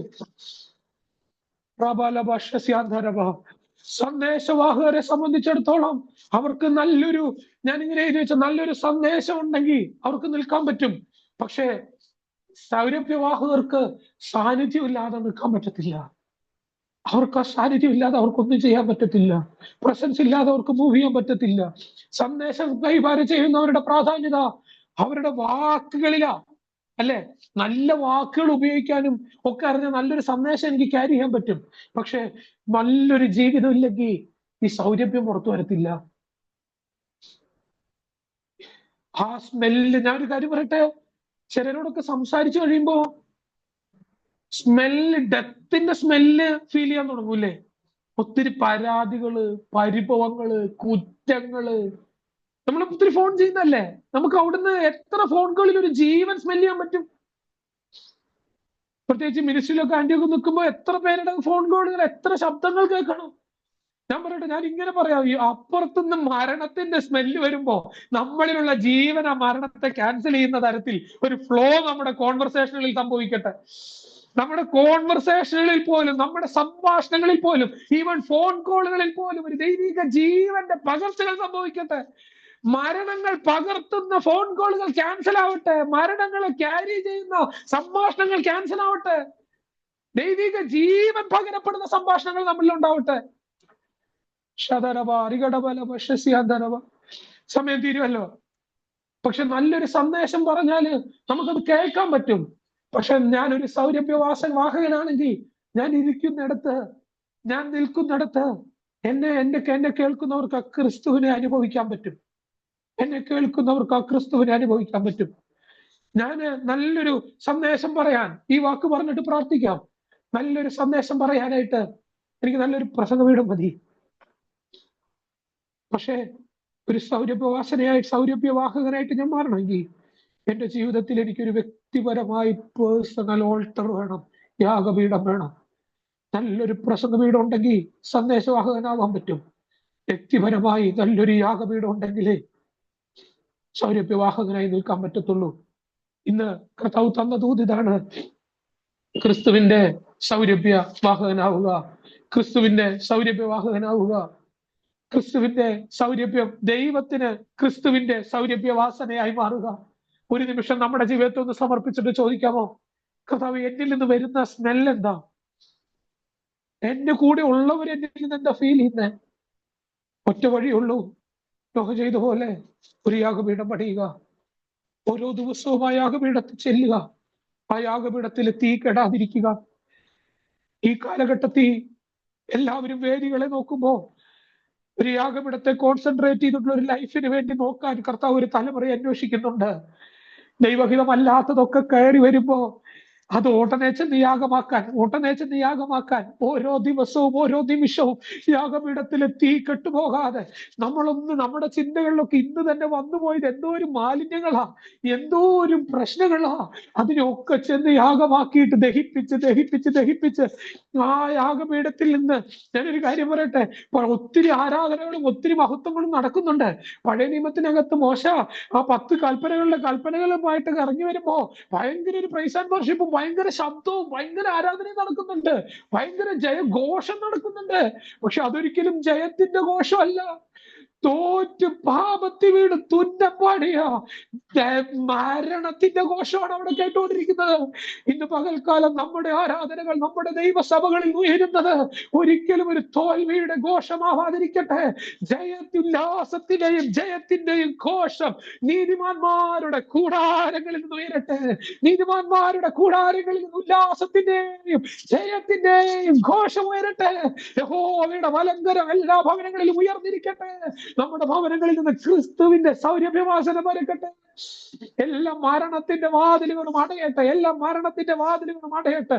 ക്രിസ്തുവിന്റെ ജീവൻ വെളിപ്പെടുന്നതിന് തടസ്സമായി, ദൈവിക ജീവൻ പകരപ്പെടുന്നതിന് തടസ്സമായി ദൈവഹിതമല്ലാത്തതിനൊന്ന് യാഗമാക്കി പ്രാർത്ഥിച്ച കർത്താവേ, ഞാൻ ആ ക്രൂശിന്റെ ചുവട്ടിൽ അർപ്പിക്കുകയാണ്. എന്നിൽ ആ ജീവൻ വെളിപ്പെടണം. എന്നിൽ വെളിപ്പെടുന്നത് ക്രിസ്തുവിന്റെ സൗരഭ്യമായിരിക്കണം. എന്നിൽ വെളിപ്പെടുന്നത് ക്രിസ്തുവിന്റെ ജീവനായിരിക്കണം. ഈ കാലഘട്ടത്തിൽ ഒരു മിക്സ്ഡ് കോംബോ ആയിട്ട് എനിക്ക് ജീവിക്കണ്ട. ക്രിസ്തുവിന്റെ സൗരഭ്യവും ജഡത്തിന്റെ മണം ഒന്നും ഒരുമിച്ച് വരണ്ട. എന്നിലുള്ള ജഡമില്ലാതായിട്ട് കർത്താവ് എന്നിലൂടെ വളരണം. കർത്താവെ, രണ്ടും കൂടിയുള്ള ഒരു ജീവിതമല്ല എന്നിൽ ക്രിസ്തുവിന്റെ സൗരഭ്യവാസന. ഈ നിമിഷം ആരും ഒന്ന് ലെഫ്റ്റ് ആവാതെ ഒന്ന് പ്രാർത്ഥിക്കാമോ? ഒരു വാക്കെങ്കിലും ഒന്ന് പ്രാർത്ഥിക്കാമോ? കർത്താവെ, ഈ വാദന ഞാൻ കേട്ടത് എന്നിലൂടെ വരുന്ന സ്മെല്ല് ഏതാണെന്ന് ഒന്ന് കർത്താവിനോട് ചോദിച്ചേ. എന്റെ തൊട്ടടുത്തിരിക്കുന്നവർ അനുഭവിക്കുന്ന ഫീൽ എന്താണ്?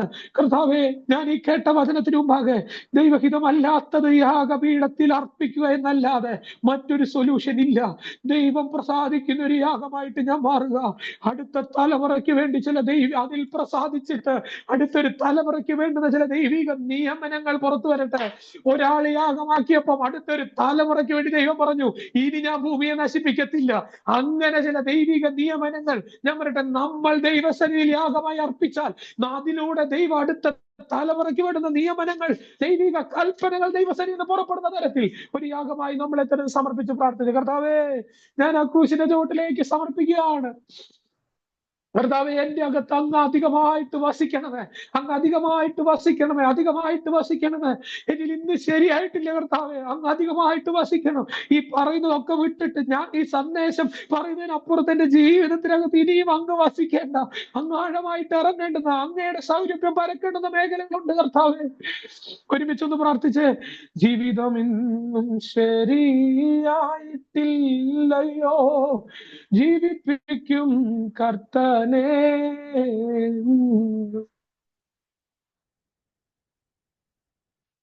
നിന്നയകറ്റണമേ, എന്നുള്ളിലെന്നും വസിച്ചിടുവാൻ സ്വർഗ മണ്ഡപം വീട്ടിറങ്ങി വന്ന ഉന്നതനാം തങ്ക പ്രാവേ, നീ വന്നെങ്കിൽ എന്നും അധിവസിക്ക. തങ്കച്ചിറകടിയെത്ര നാൾ ശങ്ക കൂടാതെ നിന്നെ തള്ളി. ഒരുമിച്ചൊന്ന് പ്രാർത്ഥിക്കാം. നമ്മിൽ വസിക്കാൻ കർത്താവ് ചെയ്യേണ്ടതൊക്കെ ചെയ്തു. നമ്മൾ അനുവദിക്കണം, നമ്മൾ സമർപ്പിക്കണം, നമ്മൾ യാഗമാക്കാൻ തീരുമാനിക്കണം, നമ്മൾ ആ സാന്നിധ്യം വിട്ടുപോകില്ലെന്ന് തീരുമാനിക്കണം. നമ്മൾ സൂക്ഷിക്കണം, നമ്മൾ ശ്രദ്ധിക്കണം, ദൈവകൃപയിൽ നിൽക്കണം, ദൈവകൃപ വ്യർത്ഥമാക്കാതിരിക്കണം. മറ്റൊരു സ്മെല്ലും നമ്മുടെ വാക്കുകളിൽ ഉണ്ടാവരുത്, നമ്മുടെ ജീവിതത്തിൽ നിന്നുണ്ടാവരുത്, നമ്മുടെ പ്രവൃത്തികളിൽ നിന്നുണ്ടാവരുത്. ഇത് പ്രസംഗിച്ചിട്ട് എന്നിൽ നിന്നും ഉണ്ടാവരുത്, നമ്മളിൽ ആരിൽ നിന്നും ഉണ്ടാവരുത്. സ്വർഗം സന്തോഷിക്കുന്ന ഒരു ദൈവ ശബ്ദമായി ഇത് മാറട്ടെ കർത്താവേ.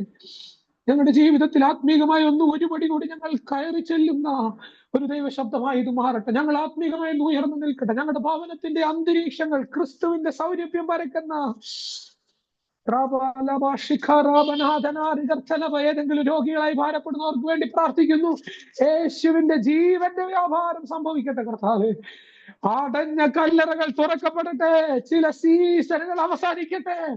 പുതിയ സീസണുകൾ തുറക്കപ്പെടട്ടെ. യേശുവിന്റെ ജീവന്റെ വാസന വെളിപ്പെടട്ടെ. പ്രാർത്ഥിച്ചേൽപ്പിക്കുന്ന ഈ ഗ്രൂപ്പിന്റെ നേതൃത്വത്തെ അനുഗ്രഹിച്ച് പ്രാർത്ഥിക്കുന്നു. വചനം കേട്ട് എല്ലാ ദൈവമക്കളെ അനുഗ്രഹിക്കുന്നു. പ്രാർത്ഥന കേട്ടതിനായി നന്ദി. യേശുവിൻ നാമത്തിൽ തന്നെ ആമേൻ. അവസരം ഒരുക്കി തന്ന കർത്താവിന്റെ ദാസിക്ക് നന്ദി പറയുന്നു. ദൈവം നമ്മെ അനുഗ്രഹിക്കട്ടെ.